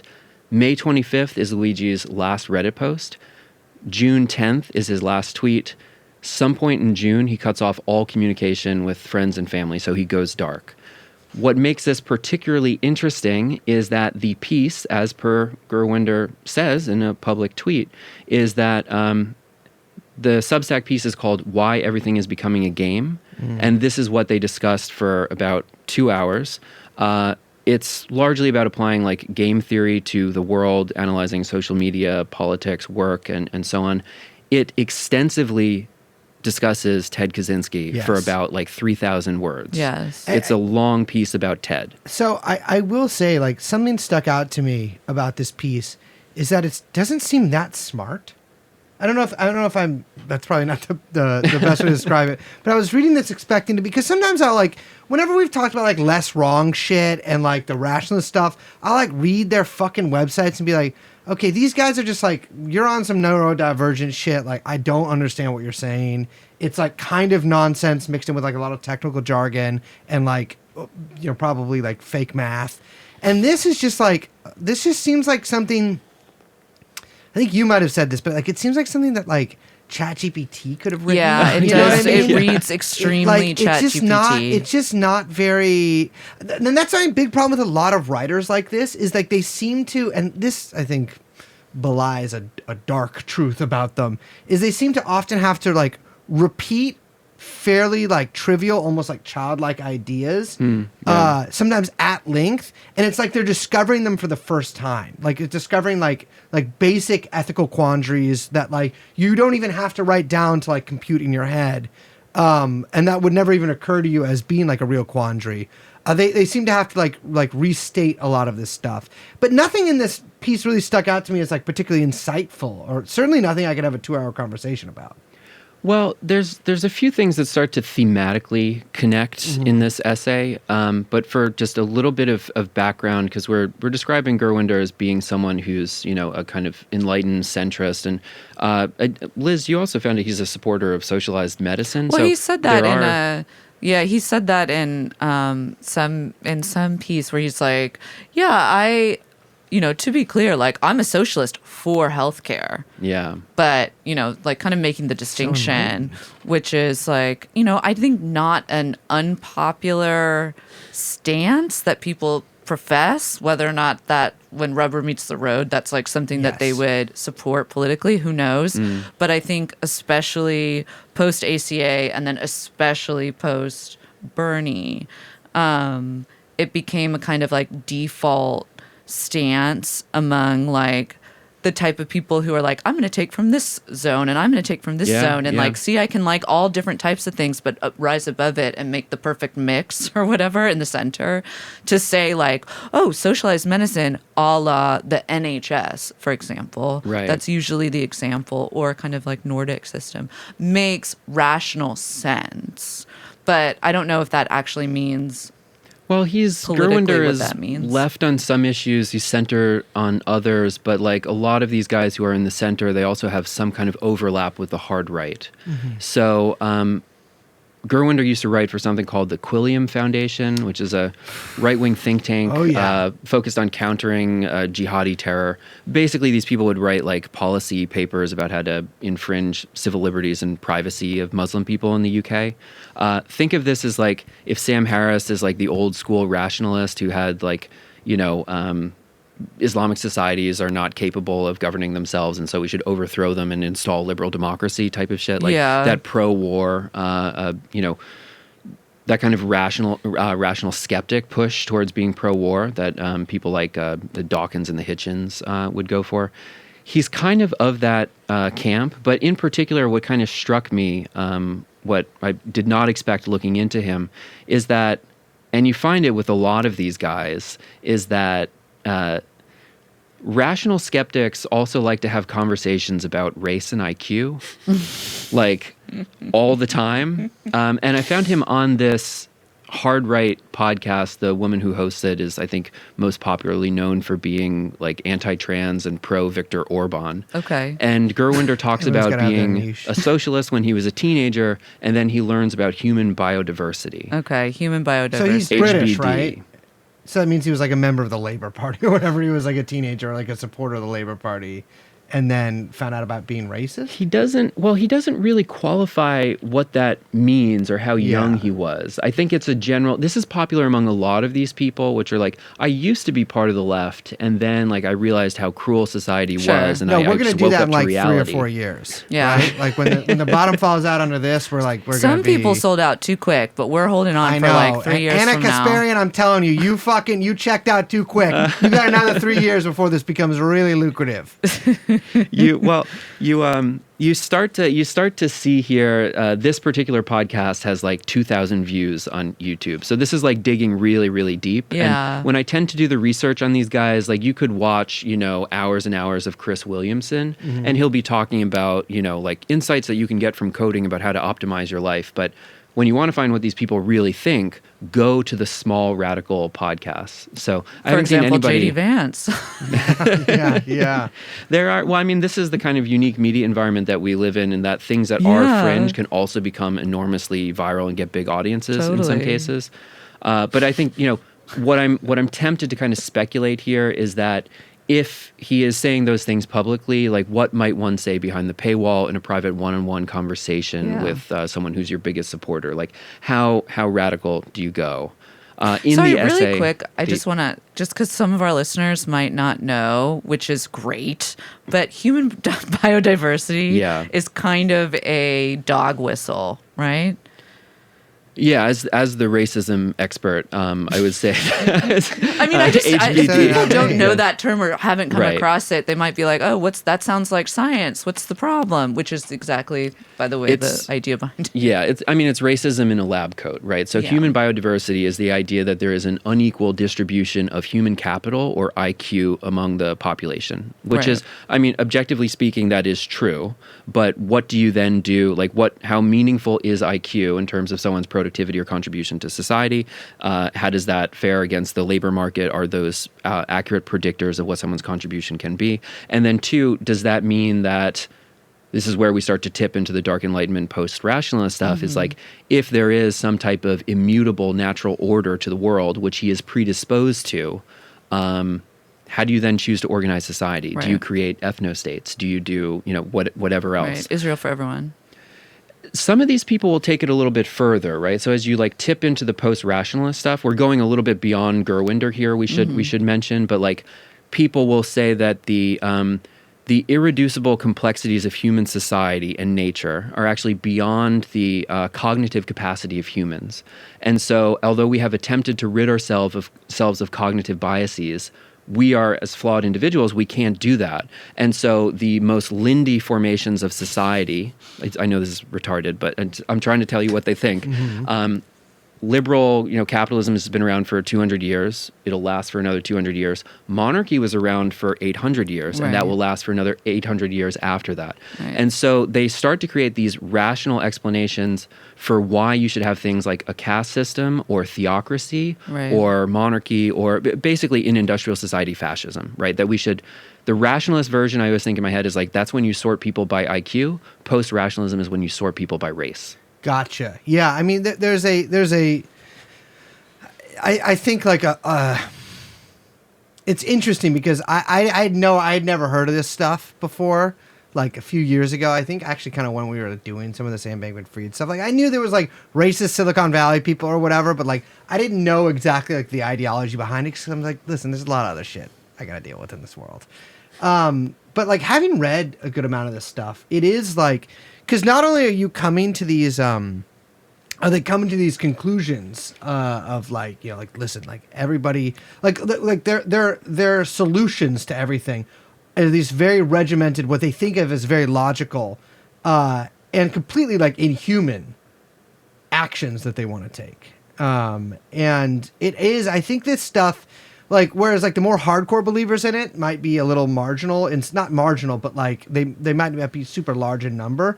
The diffusion of this stuff across the broad Silicon Valley ideologies that exist now that have really, really, really taken off in recent years, I think cannot be discounted at all. Yeah, HBD is big. It's like big. we should It's really, underline this. This is not Yeah. that fringe, unfortunately. No. Well, Sam Harris, Yeah. the origins, actually, I think this is like little discussed because it was mostly understood as being like a kind of anti-woke movement of Yes. the intellectual dark web. Right. But what moved Sam Harris from being this kind of like enlightened centrist or like mainstream commentator is that he would not stop talking about fucking race and IQ, and had a like very long form conversation with Charles Murray, who's the author of The Bell Sure. Curve. Charles Murray recently, I think he spoke at Stanford with Francis Fukuyama, like those two in a panel Nothing good conversation. happens at Stanford University, by the way. I just want to call like that a cliff because it's a goat if you convention. or any of your loved ones are like, man, I wish I could go to Stanford, Don't fucking go. pull them out. Don't go. That is the Ted Kaczynski Salt of the institutions. As a like born and bred San Franciscan, get rid of Stanford. Get rid of it. Get rid of it. Get rid of it. Yes, salt the earth, like you say. It's I mean it's making a comeback, and I feel like it's It kind of is. necessary to say that like in a society that is experiencing or struggling to have growth rates where we're in like declining rates of profit and austerity, you need to create some type of rationale for a certain percentage of the population to be expendable, right? And so this becomes in the minds of tech designers who are trying to do resource allocation and perfect system design, like, well, who are you going to get rid of? It's, well, the least productive people. Yeah. And so you start to logically, empirically, using your rational faculties, move yourself into positions of like, well, let's just get rid of all of the black people. Like that is kind of the Yeah. teleology of Useless this stuff. And Yeah. if you're Right. interested in a leftist critique of how that structurally comes about in like a declining capitalist society, read Bataille, because you can read about the accursed chair. I think that one of the things that's so interesting to me is that like so much of this just like also plays into the long-termism stuff and the EA stuff, you know, Yeah, and less yeah. so the EA, but it's all part of the same, you know, it comes from the same place. But like the long-termism stuff, yeah, like if there's this massive human drain on society, what do? Is, you know, you exterminate them. I mean, that is, or you isolate them, you send them, you know, back to, and frankly, in a lot of these people's minds, back to Africa, Yeah, right? yeah. And because frankly, a lot of these guys just hate black people. I mean, it's really Right. I mean, yeah, a rich for the white good guy. ones, except for the good ones, you know, except for the high IQ ones or whatever. Yeah, but yeah, it really leads you to some dark fucking places. Yeah, to before we get too far off track for this, I so know. the piece that is focused, that Gurwinder and Luigi talk about in this 2-hour Zoom call, why everything is becoming a game.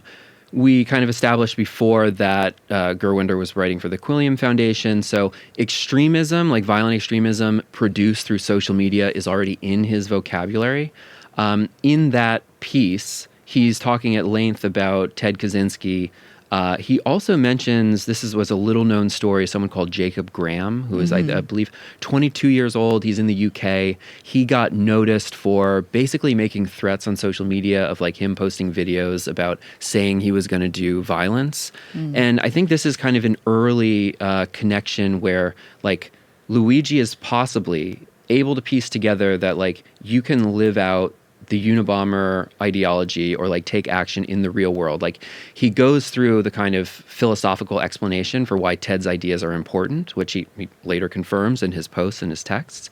And then he also points to a guy that like, well, look, he was going to do it, but here's how he did it wrong. Like, don't make his same mistakes.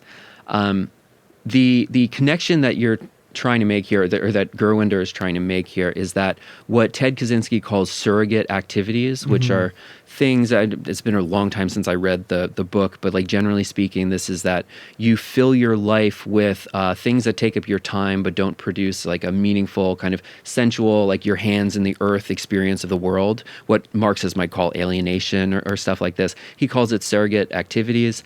And Gerwinder's idea is that we are increasingly using gamification to create surrogate activities in every aspect of your life.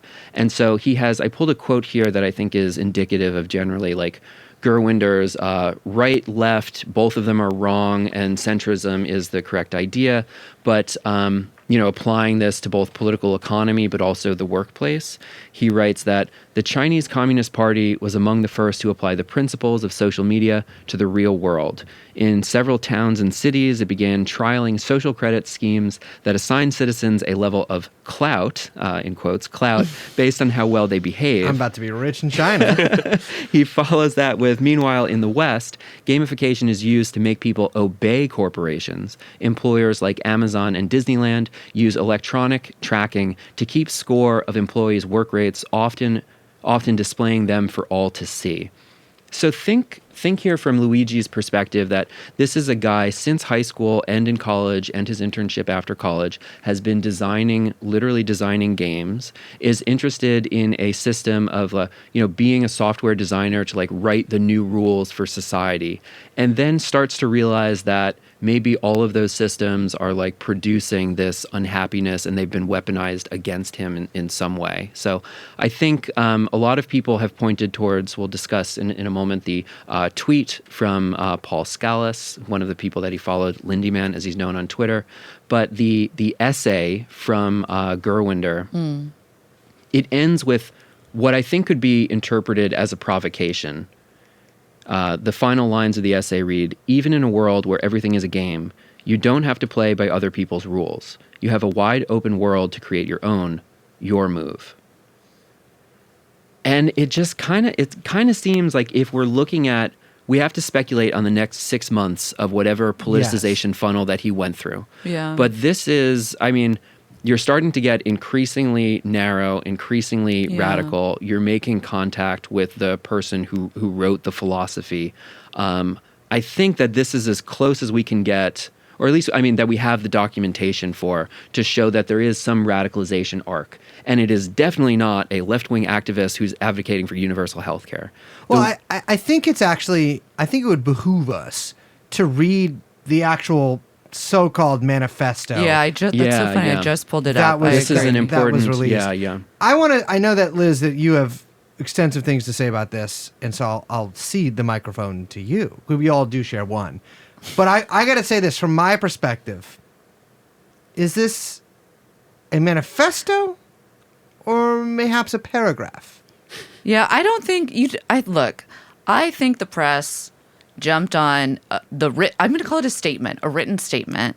And they were like, because this is a guy we were already looking at this through a very specific political framework that had been imposed by, I think, people on social media. Yeah. Right. So we're naturally expecting a manifesto because we see him as a written statement. Yeah. Now we're calling it a manifesto. And so we're actually imbuing this text with a politics that might not be there from the get-go. Right. I'm just saying. Or a legible politics, at least. Right. I've seen Grindr profiles longer than this thing. I also just want to say, it's a manifesto, it's 250 words is not a manifesto. I meant to It look has up to for be the... at least bare minimum 3,000 to 4,000 words.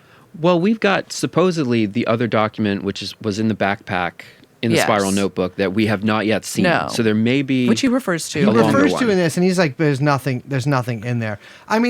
According to Merriam-Webster's dictionary, a manifesto is a written statement declaring publicly the intentions, motives, or views of its issuer. But I think in All right, colloquial Gerwinder. sense, You're sounding a little Gerwinder. in the colloquial sense, we believe. I think we think a manifesto of as something as at least 2 pages. You know, It's got to be longer and have a little bit more thrust. I'm going to read.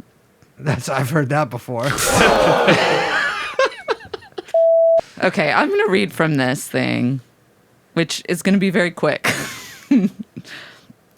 Okay, so this is what, allegedly, this is what Luigi wrote, or they found on him right?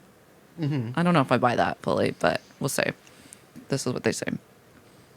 To the feds, I'll keep this short because I do respect what you do for our country. He's trying to optimize their time for them.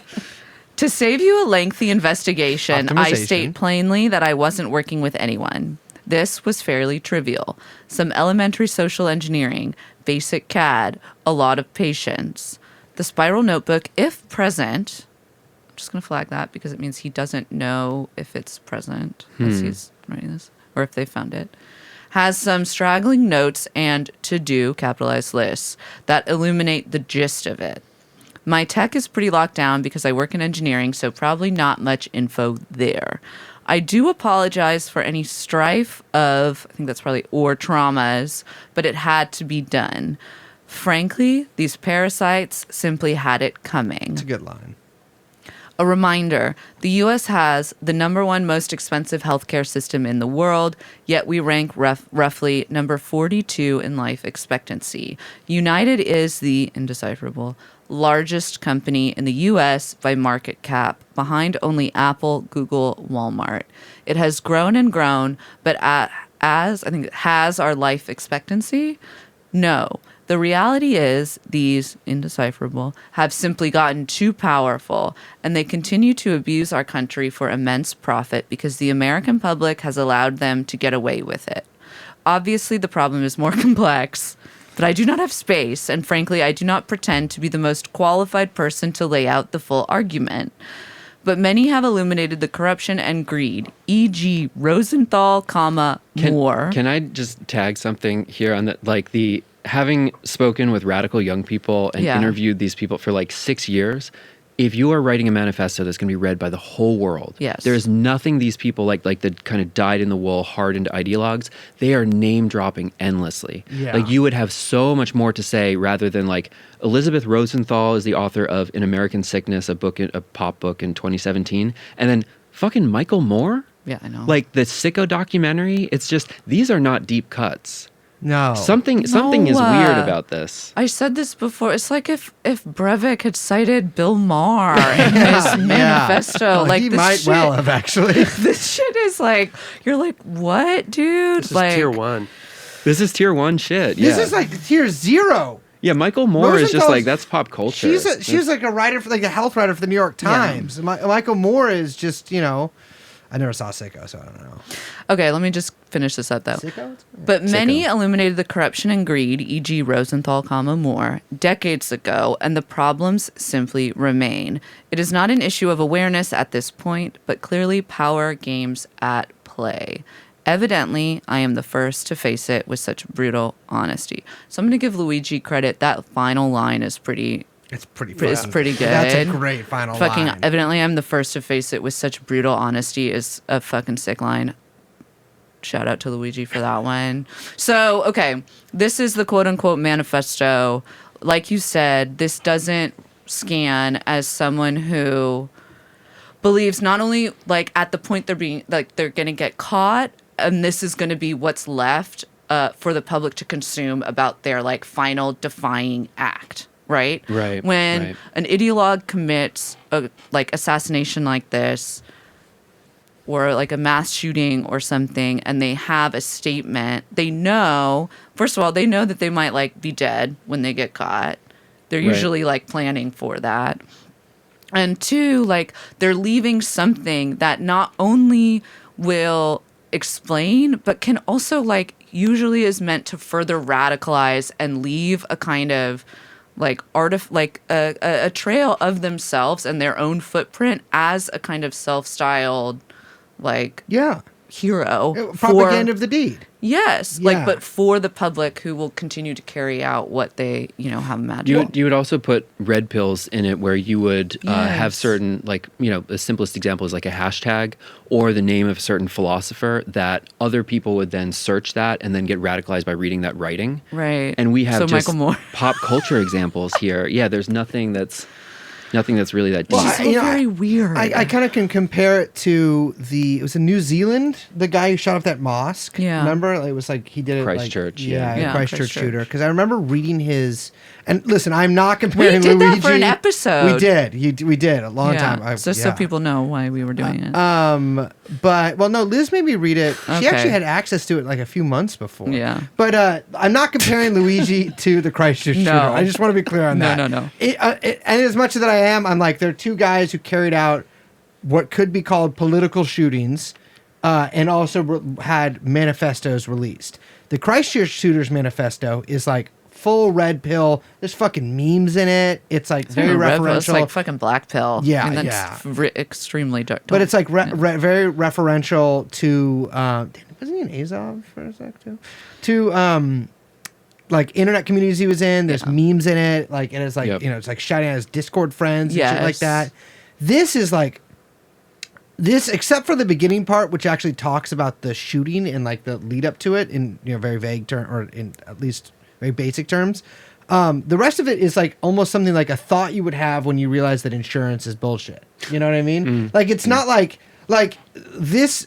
I mean, he's sort of typing it all out here, but these are just like, this is like something you would come to after like reading an article and be like, oh, I guess it's all a scam. But there's what's very much missing here is like what he expected to get out of the shooting. Well, right? that's also why this is not addressed to the public. It's addressed to the feds. That's true. Like, he Yeah. is explaining himself to the cops, who either are right there when he's writing this. And I just want to put out that I do think that is a possibility, that this was more of a coerced written statement, than something that was organically produced, that he kept on him, that he was like ready to disseminate as a manifesto. So you're saying it's possible that in Altoona PD, like the FBI, maybe I do was think like, that is a possibility, considering the content and how it's like written. Yeah. But we don't know that. We I'm don't- yeah, again yeah, yeah. wildly speculating. But let's say it's not, and this is something he wrote. It is still addressed to the people who he assumes are arresting him, and that's what's like, and is not meant to be an explanation to the public. Like he says, it's not like to people, to my family, to understand why I did this, to like, all of this stuff that I want to say about the healthcare industry and like people rise up. None of that is in there, right? There's the vague things about explaining some of the logic behind what he carried out. And we do need to, because we've been going so long, which is fine, but we do need to talk about the healthcare aspect of this and the actual kind of various political angles. Yeah. But this is not a political manifesto. This is not a political It's manifesto. not, And it's no. certainly not a political manifesto from someone who potentially was influenced by Ted Kaczynski and his political manifesto. That's a manifesto. 75 pages. That's a manifesto. Yes. But Though not a book. We all also subscribe to his Substack, which there are locked. ways it's private now, Yeah. but if he was this kind of theatrical mastermind where he left the monopoly money and he wanted to make a big public statement, like, Yes. why is he carrying it around in the notebook rather than just like scheduling it to publish in advance, especially if he might die during the Yeah. act, something like that. Yeah. So just a lot of unanswered questions in it. Maybe also important to say that at least from the family as we know so far, he did not have United Healthcare. Yes. People have speculated. There's just a lot of confusion online about this, that there was some kind of claim that was denied, and so that was what motivated him to do this. I think he had Blue Cross Blue Shield, so he selected Brian Thompson based on the market cap of doing that kind of rationalist math. UHC, and so there's just not a lot of like kind of clear explanation of how he gets to normie rationalism to kind of weird edgelord stuff, goes dark for 6 months, and then decides to assassinate a CEO or a business leader, an entrepreneur, that all of his belief systems would kind of lead him up to respect or valorize and so on. yeah, Blue Shield was just denied a guy I know back surgery that he really needs. But we should mention, which we didn't do earlier, just I think listen, it's a long episode, where he had written deny, delay, depose on the shells that were ejected from his gun, which maybe also was why he had to shoot him 3 times. you know, That's very planned out. It's that lucky that he does didn't- go to the like monopoly money Yeah, mentality. exactly. I And will say. one wonders if like he had written on other shells. In Other case he had words. missed like the first one or something, like other words. See previous shells. That's young Chomsky sent this meme, but it's like that's how you know a leftist didn't do it because the text on the bullets would be so fucking long. I know. Well, I knew a leftist didn't do it because there's just it would have been whack in some ineffable way that like it would have been like the guy it would have been something so corny would have given the game away. I feel like from the beginning that this yeah. Anyways, but So deny, delay, depose. Kind of a mouthful. That is a reference to, or potentially, allegedly, a reference to the internal kind of policy of various health insurers to avoid paying out claims. And one of the big kind of looming storylines potentially with this is that Luigi had documented back pain. He had spinal surgery, and he talked about it at length on Reddit. And even in his like Goodreads reading list was, had read books and was interested in other books that had to do with managing chronic pain, managing spinal pain specifically, and that this was kind of like a big part of his life. And also using psychedelics as a form of recreation, but also pain management. Yeah.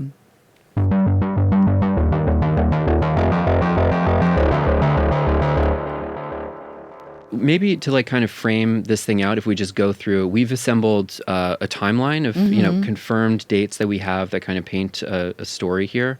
But as far back as 2018, actually, he's got a pretty extensive Reddit history, but he complains about a few medical issues, that he has Lyme disease when he's much younger. His back pain actually precedes. He sustained an injury during a surfing class at the co-living space, but he had back issues before that. In around approximately, we don't have the exact date, but a later post backdates it by 1.5 years, so we're guessing that it's February of 2022, somewhere around there. Spring, yeah. In which is interesting because after that injury, which was supposedly very substantial, he then later posts on Reddit about this is in November, so almost a year later, taking a 10-mile hike. He's talking about that on his account.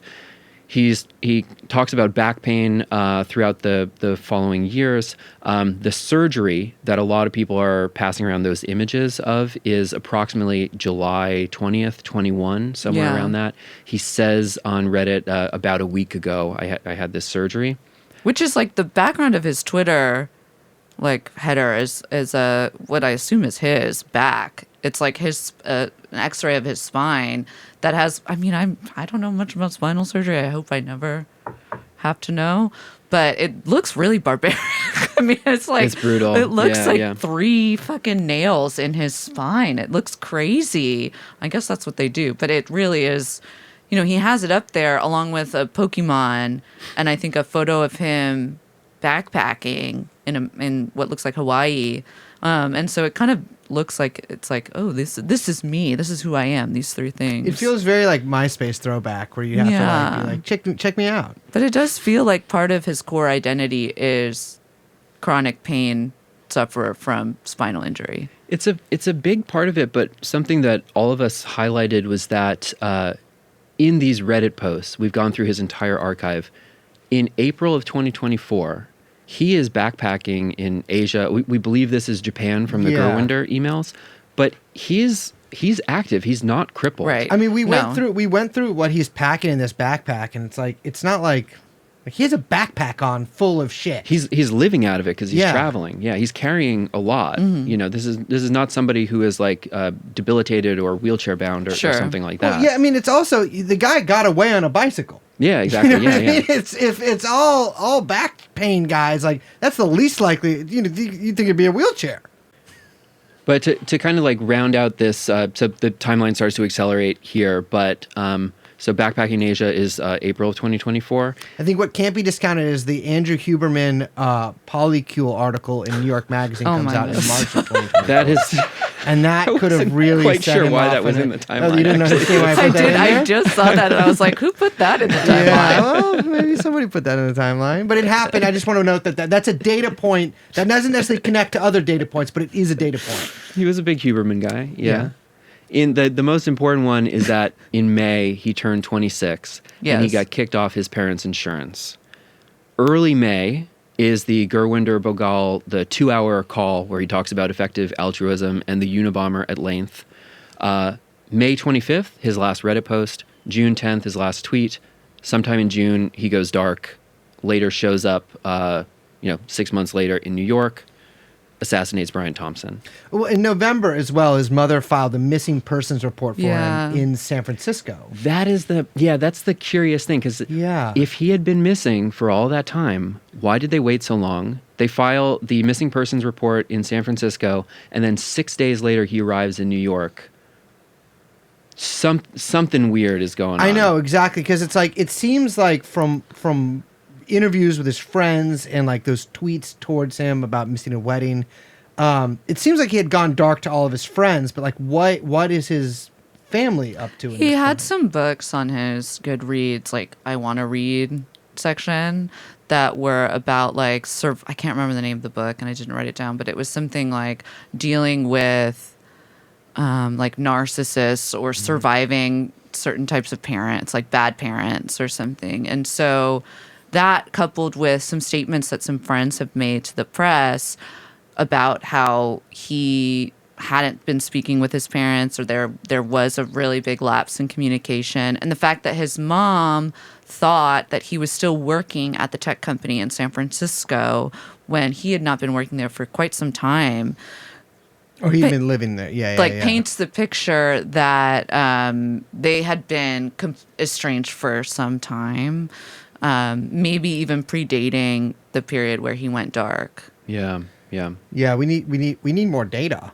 But yeah, it does seem like really strange that she would wait so long to file a missing persons report if he had really been completely dark for that long. But it also seems strange because you'd think that, I mean, possibly this is what happened.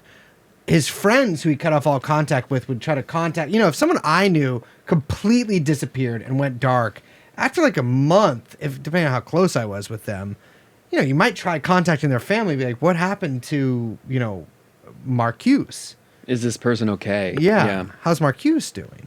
In Goodreads, a lot of hay was made about 2 books about spinal injuries. Mm-hmm.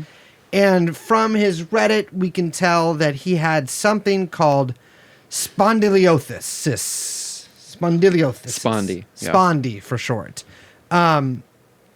There's been some gropings at an explanation for why he did this, or what could have had led him down the path to do this. And one of those is possible erectile dysfunction from spondy.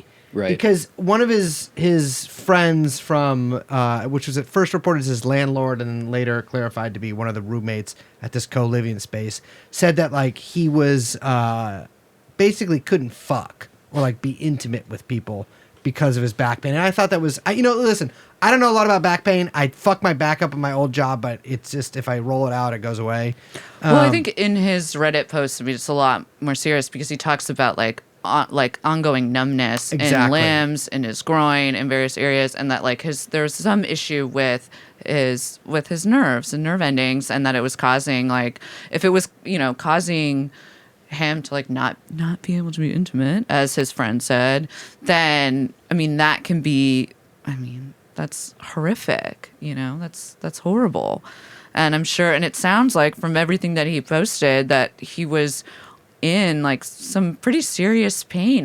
You read, Rolling Stone put a piece out today or yesterday, I think, where they interviewed a bunch of people that suffered from the same kind of condition, which I do think there's like a huge, a huge scale in terms of like how much pain is felt, and it's totally, it can really vary person to person.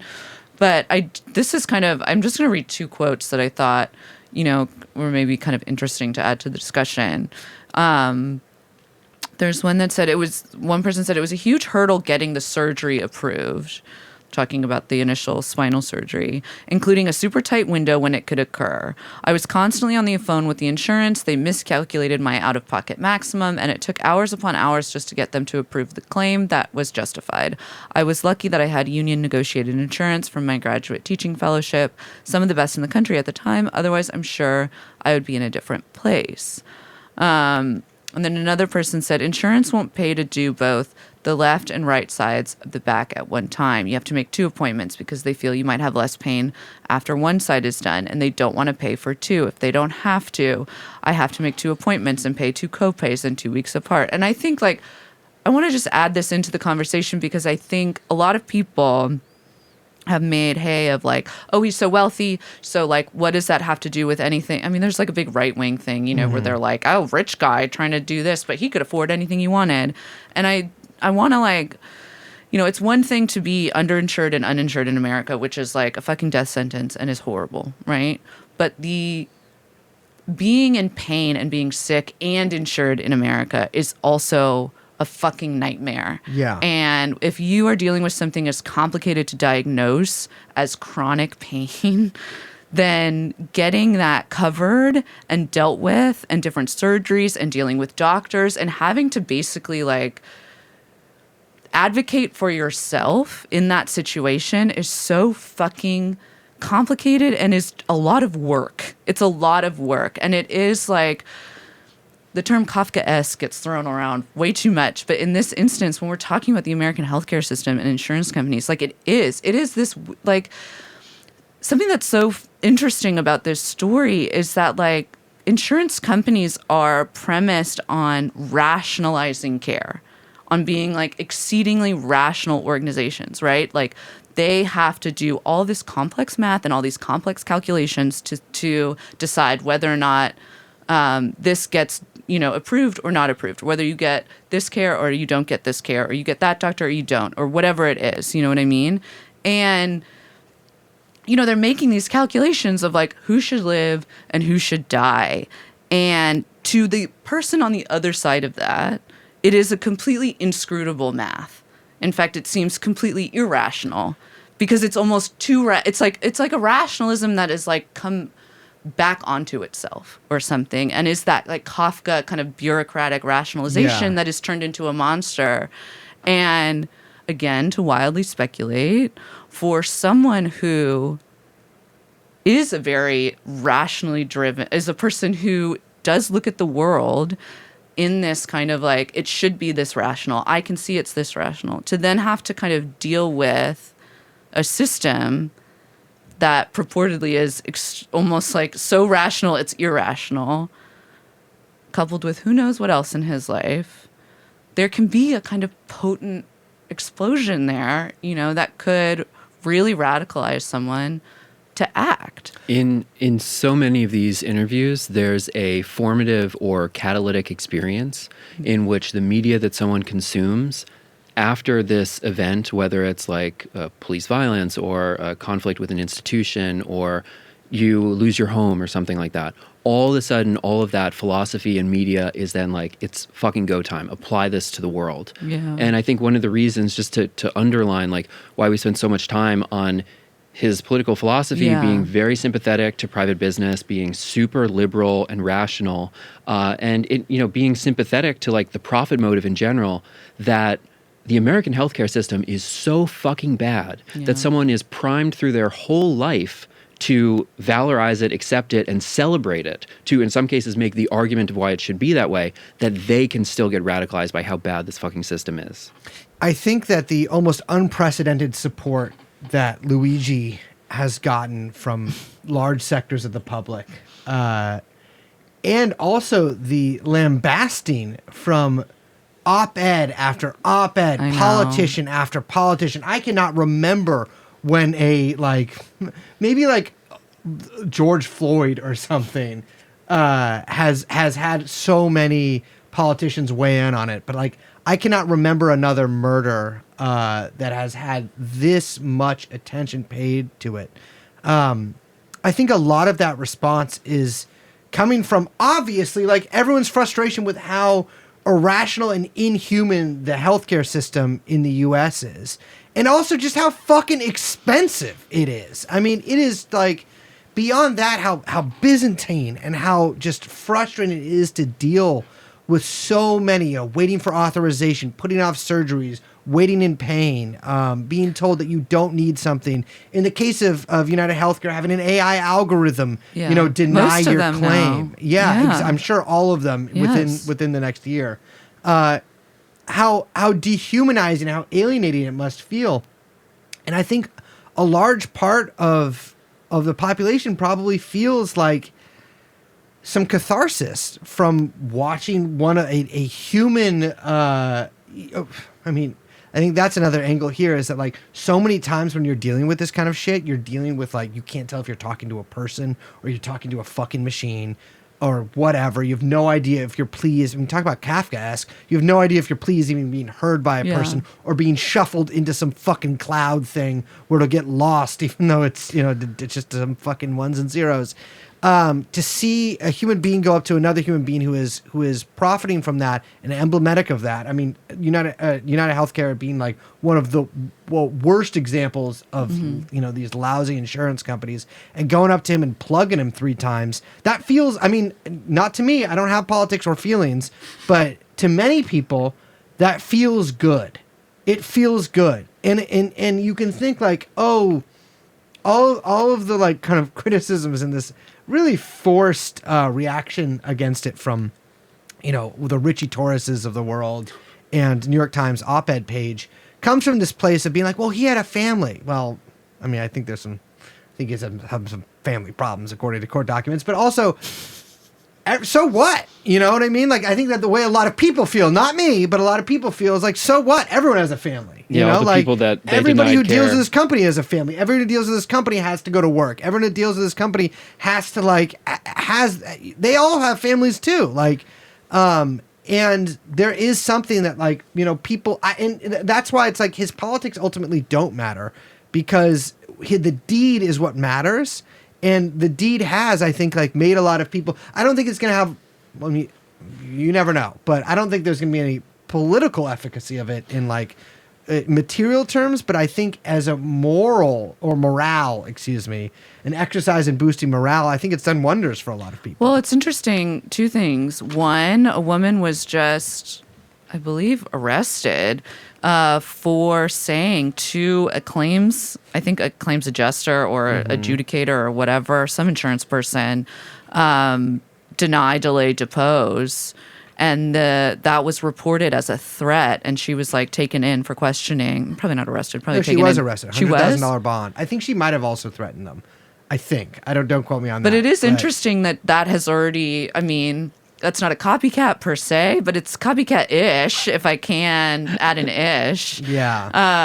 On top of that, I want to flag another thing you said, which is that AI is now increasingly making these decisions, which is really important. So of the jobs that are getting automated out through this rational governance that are Silicon Valley types and programmers have kind of instituted through business class contracts, we'll say, and business consultant companies, that the first to go are really the high finance jobs, and insurance work is increasingly done through automated algorithms and it's all math anyway, so why not just have a computer decide, and then you have a human kind of come in and approve. We actually did an episode about this with Jathan Sadowski a while back about the kind of insurance regime. Oh yeah, we did. I remember that.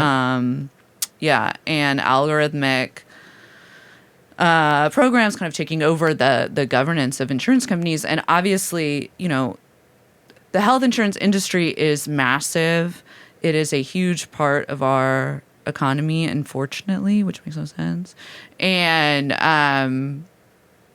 they're the guys that are utilizing this tech that, I hate to say it, but Luigi has kind of spent his adult life kind of rationalizing as this should be the governance that we should all live under. If there's anything that could make someone go full Kaczynski, it would be on the receiving end of realizing that you've spent your entire life designing the system that is now physically punishing you and causing you pain. Yes, I mean, so much. That we're speculating, but that narrative makes sense here. I mean, yeah, I think that's actually, to me, we don't know, because I'm sure he'll have his day in court, and I have a feeling that he might say a word or two there. But there is like a certain poetry to this, I guess, of somebody who has been enmeshed in these systems, and especially with these thinkers who are, and you see this with so many of these people. I mean, even that essay, the Gerwinder essay about the gamification of this stuff, it's like, well, that's like your crowd that does this. Nobody I know is involved in the gamification of society. It's your friends that are. It's your readers. Yeah, you that seem are. to. It's like you seem to aspire to be doing more of this. It's like these fucking, Right. fucking AI fuckers. They talk about like, oh, well, this might destroy the world. Well, you're making it, cocksucker. Like nobody I know is fucking making this shit. You are. All these fucking tech people. They talk about all the dangers of tech, all the dangers of tech, all the dangers of tech. You're in the lab cooking it up, my brother. It's the average Joe on the street ain't doing that. And so there's a certain poetry to, I mean, even the way he uses a tech gun, right? I mean, he uses a fucking 3D printed gun and a 3D printed suppressor. There was that talk of him getting away on the city bike. I don't know if they ever solved that, but I don't think that certainly at least that fucking, loser who was tracking all the city bikes at least had some pie in his face. He's probably neurologically incapable of feeling humiliated anyways. There is a certain, not to me, of course, but there's a certain beauty that one could potentially feel in the totality of this from the beginning to, well, we're not at the end yet, I guess, but to the end of certainly Scott Thompson's life. That Brian Thompson. Who the fuck is Scott Thompson? Brian Thompson's life. There is something there that I think it's a narrative that we're rarely gifted with. But don't do stuff like this. No, we disavow you. Are you? What is your job? I mean, you don't have a job, but what's your what would you call yourself? Artist and internet culture writer, I go by. I'm also the host of the Doom Scroll podcast that I should have mentioned this before. Yeah, we can Young put that. Chomsky and Brace have both been on. Because you have a no women And then at some rule? point, Liz, hopefully in the future, but we're just starting for season 2. Season 2, and so for season 2, I'm really excited about that because you told me the guest list so far, and it is incredible. First of all, we have Gerwinder. You got Gerwinder, which is a fucking get. But you're doing Gerwinder, Balaji, Fuentes, if I'm Mark Andreessen, and which is Luigi Mangione. Yeah. Andreessen, what do you make of that? So I was recently learning that babies have something called tummy time, where you put them on their stomach so their head doesn't get fucked up. Yeah. But I think he didn't get tummy time? No, so I think this. So when I heard about that, because I knew about the soft spot. But also, he could have just been birthed in the way that. No, check this out. So you know what I'm about to say. I know what you're about to say. So I'll let you do it. Mother had a pyramidal pussy. Is that what you're saying?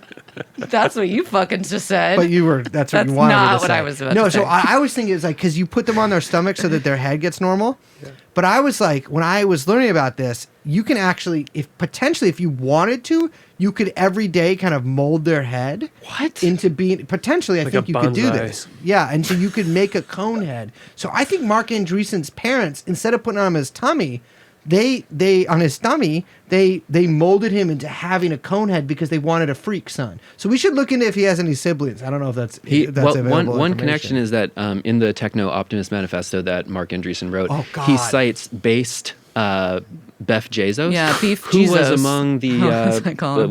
the people that Luigi followed on on Luigi Twitter, was following Yeah, Beth. and he's Beth- adjacent to this stuff. I feel like Beth's time, Beth Jesus. By the way, that's a guy. Let me tell you, once you reach a certain amount of followers on Twitter, a lot of people who are what call themselves Anons are tempted to do something called a face reveal.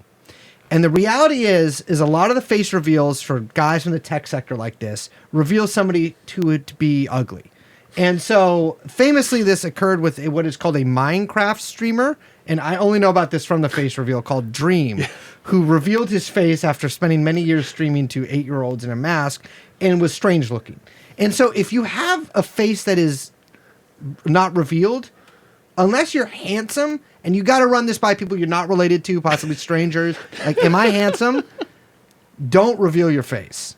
Because it could fuck you up. So Mark Andreessen, I think the reality is Mark Andreessen has a profile picture that's not him. He follows a lot of Anons and a lot of young women. And me. And Liz. Does he follow you? He's followed and unfollowed me over the years He many follows times. me too. Yeah. Pause on that. He's deep. He's actually He Mark follows Andreessen a lot is of pretty deep. people. in the stuff. He's had TrueAnon blocked for basically the entire time that But, existence. joke's on him because I don't fucking tweet He anymore. follows me. He does? Yeah, that's weird. Jesus Christ, Mark He's getting Andreessen. workout He advice follows and a lot fit of people, pics. though. Yeah, 1.6 million. Yeah. He follows 1.6 million people? He's just Oh, added. that's a lot. Oh, Yeah, okay. I don't feel very yeah. special anymore. All right. Well, he But has. I did get an unfollow and follow. He has me blocked, so he meant to do that. Also, a lot more people have the TrueAnon account blocked in the past year than ever before, and I don't even tweet October anymore. 7th. I think it's from October 7th. You think? Yeah. 100%. Because they couldn't tell. But no one knows that I was there, right? No, they do. No one knows that they had an inside man. But I'm just playing though. But it's all love. Mark Andreessen is crazy fucked up looking, and I think that I just want to see a 3D printed scan of his body. I want to see what Mark Andreessen's penis looks like, because if his head looks like that, my God, what kind of crazy polygonal fucking pentagonal contraption Did does he you have going watch on? him or listen to any of the Rogan? Yeah, I did. And God, because all the worst you, I'm sure, watched that. No, I've seen plenty of Andreessen, but not the Rogan one. it's It was just a victory lap. Yeah, So it was yeah. a very, very new footage of Teal out today. insufferable. Oh, yeah, That I is saw the Your worst. that. adrenochrome is He was running asked about low. Luigi. Yeah, because one Oh, of yeah. his last yeah. retweets. And There he's was- sweating more than The usual. veins on both sides of his head. Where are his eyebrows? Where Probably have he they looks gone? like some- Skeletor now. He Everyone looks in Silicon horrible. Valley, I don't know if at some point, with whatever they're all taking, they lose their eyebrows. Zuckerberg, they went away for a while. Teals are, who knows? They went running away. They're too scared to stay on that face. There's like something going on. I think the Zuckerberg stuff, now we're just talking, but I think remember when Zuckerberg like hired a stylist or whatever and started Yeah. wearing like heavy cotton t-shirts and a chain? Gold chain. Yeah. But Yeah. all of the like tech guys, like the base Beth Jesus guys, were like, "Dude, he looks so fucking cool right now. Like, wow, he's so fucking base now." It's like, brother, like he looks like a fucking clown. Like he looks like a fucking Saudi teen. exactly. He does. He Dude, dresses like if his pants were a little bit tighter, he would literally be a golf Oh team. shit! Did you go to the fucking Off-White store in Dubai? No It's like- way. Tell me more. These people are. It's so fucked up that we have the most antisocial, non-socialized human beings whose like life, who have gotten fabulously rich off of designing social networks. It is crazy. I still would buy long on Zuck. Oh yeah. I think that He he's. just gave $1 million donation to Trump's inauguration, right? Did he? I'm did, just saying. I think just- he's just a well few days ago. positioned in terms of the You in the panoply. I Let- think that Meta is well positioned. Let in me the ask you this, current- and in the you should long term. you should use this question in your interview show. Which, by the way, I was on. I think I told you this when we did it. I had taken so much trazodone to fall asleep the night before that when I left that interview, I think I came here and I was like, "What the fuck did I just say?" And I'm Yeah, you I, literally told me that you couldn't I remember was anything like, you I said. don't know what I said. Do you? But you should use this question when you talk to people, Liz. With regards to Zuckerberg, do you fuck with the vision? I don't know what the vision is, to be honest. Do you fuck with just the vision? No, I hate these people. I fuck with the very, very much. I really, really, really. I have like such a deep, deep, deep dislike for all of these assholes. There are. I as- liked them better when they were fucking nerds, and now that they're trying to be like cool, it's like even worse. That's It's something even that I worse. think is really we've gone wrong. Yeah, I mean, not to get like too zoomed out here, but like there's whatever, paraphrasing the Margaret Thatcher, but like the project of neoliberalism was to like transform the subject, right? Yeah. And that's like a direct through line to all the stuff we've been talking about Yeah. today, which is that the systems are perfect. Like, liberalism is perfect. It's the people that are the problem. And so Yeah. what we need to do is like transform them, get rid of their cognitive biases or whatever. So that is just basically being like applied to people through all of these platforms now. Yeah, I think they're That's one why they step shifted further. right. That's why they just went to the Trump right. Is the tech is perfect, or the tech will achieve perfection, and we need to make everybody like the perfect subject to use this technology. And Yeah, if you there's aren't, not a then, problem like, in the code. My code is perfect. My like code if you're is an perfect. engineer, it's like, yeah, your political position is that my code is perfect, and actually it's the users that are The the tests all problem. pass. User error. But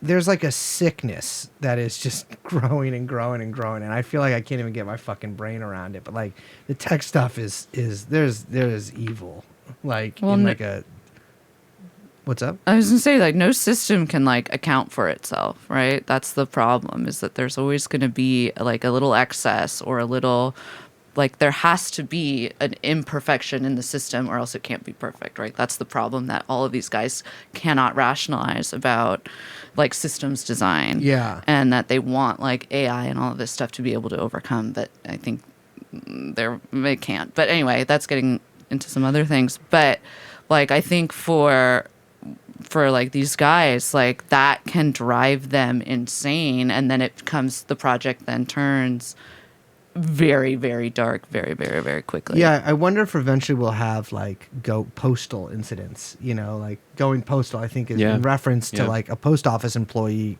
going nuts and shooting up the post office. And something that occurred to me when we were talking about this earlier is, Marx. I don't know. I can't remember if this is just attributed to him or he actually said it, but like, thought like the Prussian postal system was like a good way to run a country. But these people who work on AI oftentimes think like whatever code is would be the perfect way to run the world. Yeah. And I Yeah. wonder if any of them. I mean, we see shades of that here. At least we're groping towards that. We think that might possibly be. There's a spiritual truth to it. I don't know. We'll see how it turns out in court or what he says. If he says anything. If he says anything. I know. I love the lawyer, by the way. Don't have enough time to get into him. But I love the lawyer. Who, by the way, says that I've seen no evidence that he did it. Which, Great. Well, maybe he It's hasn't been great. presented discovery yet, and then that's true. I've seen no evidence that he did it. Well, I'm with you on that. Yeah, that's a good thing for your lawyer to say, honestly. It's a good thing for your lawyer to say. But I wonder if we'll see some of these people, some of these tinkerers kind of turn around and kill their fellow man. I think part of what to me was sort of titillating about the about the shooting is that I have said on this show, although I don't encourage people to do this, I say this in a very general, allegorical, whatever, metaphorical way. I am again saying don't do this. We disavow. But I've always said I've always thought as a thought experiment that should not be taken.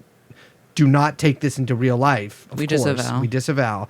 But if you do, if you, at the end of all of these companies, at the end of all of these systems, there are people, right? There are human beings, and you can touch people, and I think this was I was oh yeah, you can touch people, you can reach out of the computer and you can pat someone on the back, and that is there's a sort of comfort to that. Obviously, what he did, Thompson's not he's not like a Musk figure or some singular personality was driving this. He can be replaced, and he will be replaced. But it's just always, it's a good reminder of that, But what do I know? But don't do something like that. No, we disavow. We disavow. Or if you do it, No, don't you be don't. subscribed You to just us. don't. And put again in your manifesto. I know that Bray said some stuff like this, but I don't mean he was saying not to do it. And I am literally saying not to do it. Don't do it. I guarantee if you're some little lefty guy listening to this, you're going to fuck that shit up. Don't do it. You're going to, the gun's going to go off. You're going to shoot your dick off. Do not do this. Because the worst thing to do is if you do this and you've just watched too many Spanish Civil War YouTube videos or something. You go to shoot somebody and you're just ah! And you start screaming because the guns are so loud. No. Right? It's don't humiliate yourself. You literal son also rises. Yeah. Oh my God. And that's the other thing. So the thing with his dick No. No, I do want to mention this because we talked about this earlier today. Why can't we talk about this on the podcast? I want to mention this because they're pointing this as a motive that his dick didn't work and his son also rised. Although that didn't happen in the son also rised. He just ate some pussy. But he does. Well, it's implied that he does at the beginning in Paris. Well, he kind of fingers her. But what I think, like, his dick could have been fucked up from the back stuff. And I looked into it, and like Spondy does correlate to ED.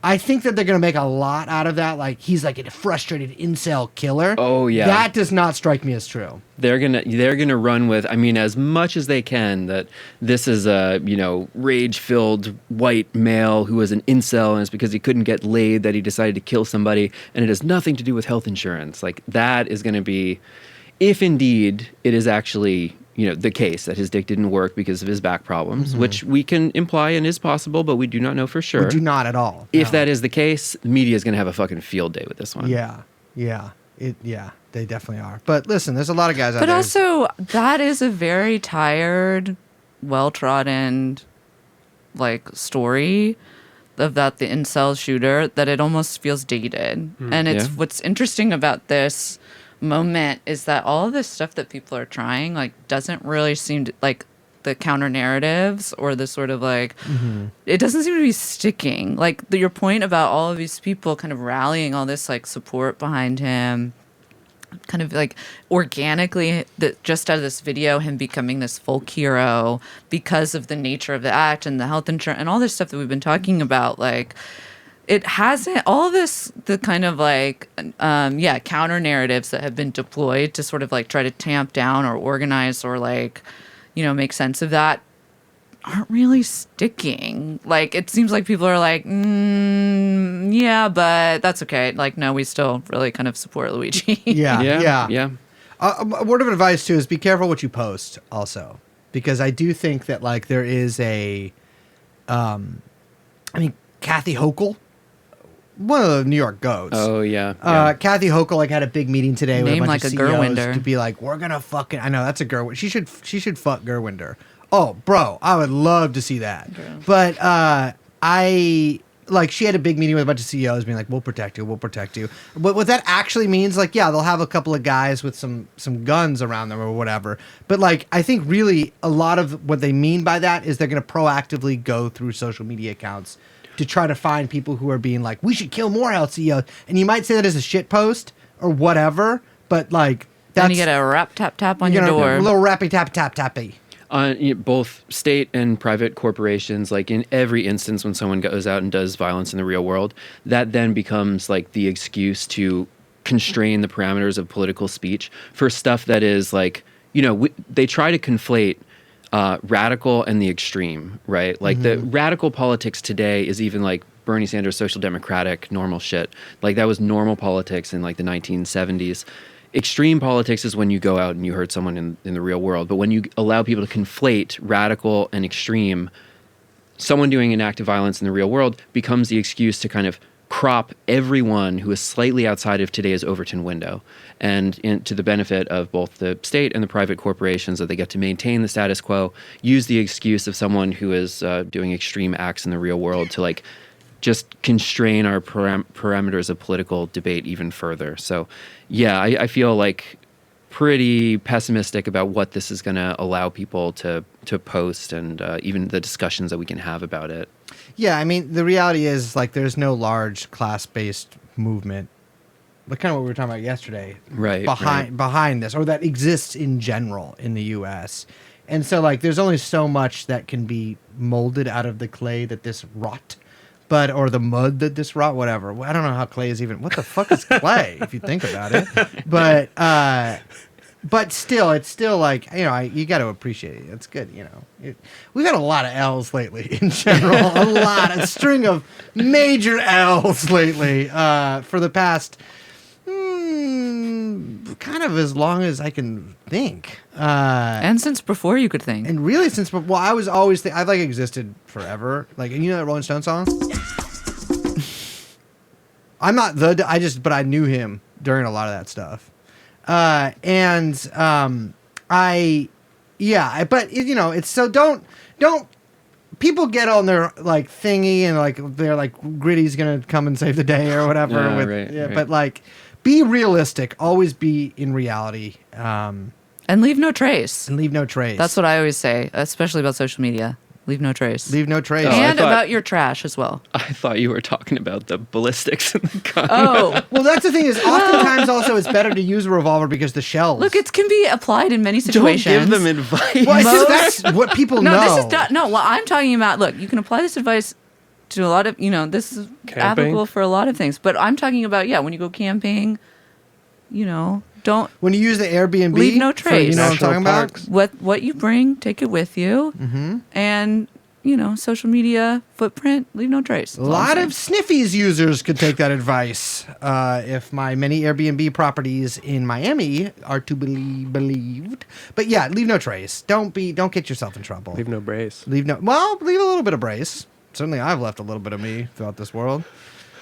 Just Okay. trails. But we should Let's wrap this we should up. wrap this up. My name is Brace. Well, actually, first, thank you so much for joining us again. Where can people find you? Thank you. It's wonderful to be here. Find me on Patreon, Joshua Citarella, on YouTube, Doomscroll podcast. We're putting out a bunch of stuff in the next few weeks. So No, but Very like, what's excited your for it. like cross street or whatever? You have to say exactly. Like, where can people find you? Like, I am on- If somebody is like reads a lot of your work and gets like, where can people? yeah, they could What find me investor on conference what will is you it? be attending? 55th, and I'm Yeah. trying to find in the notes where he was shot.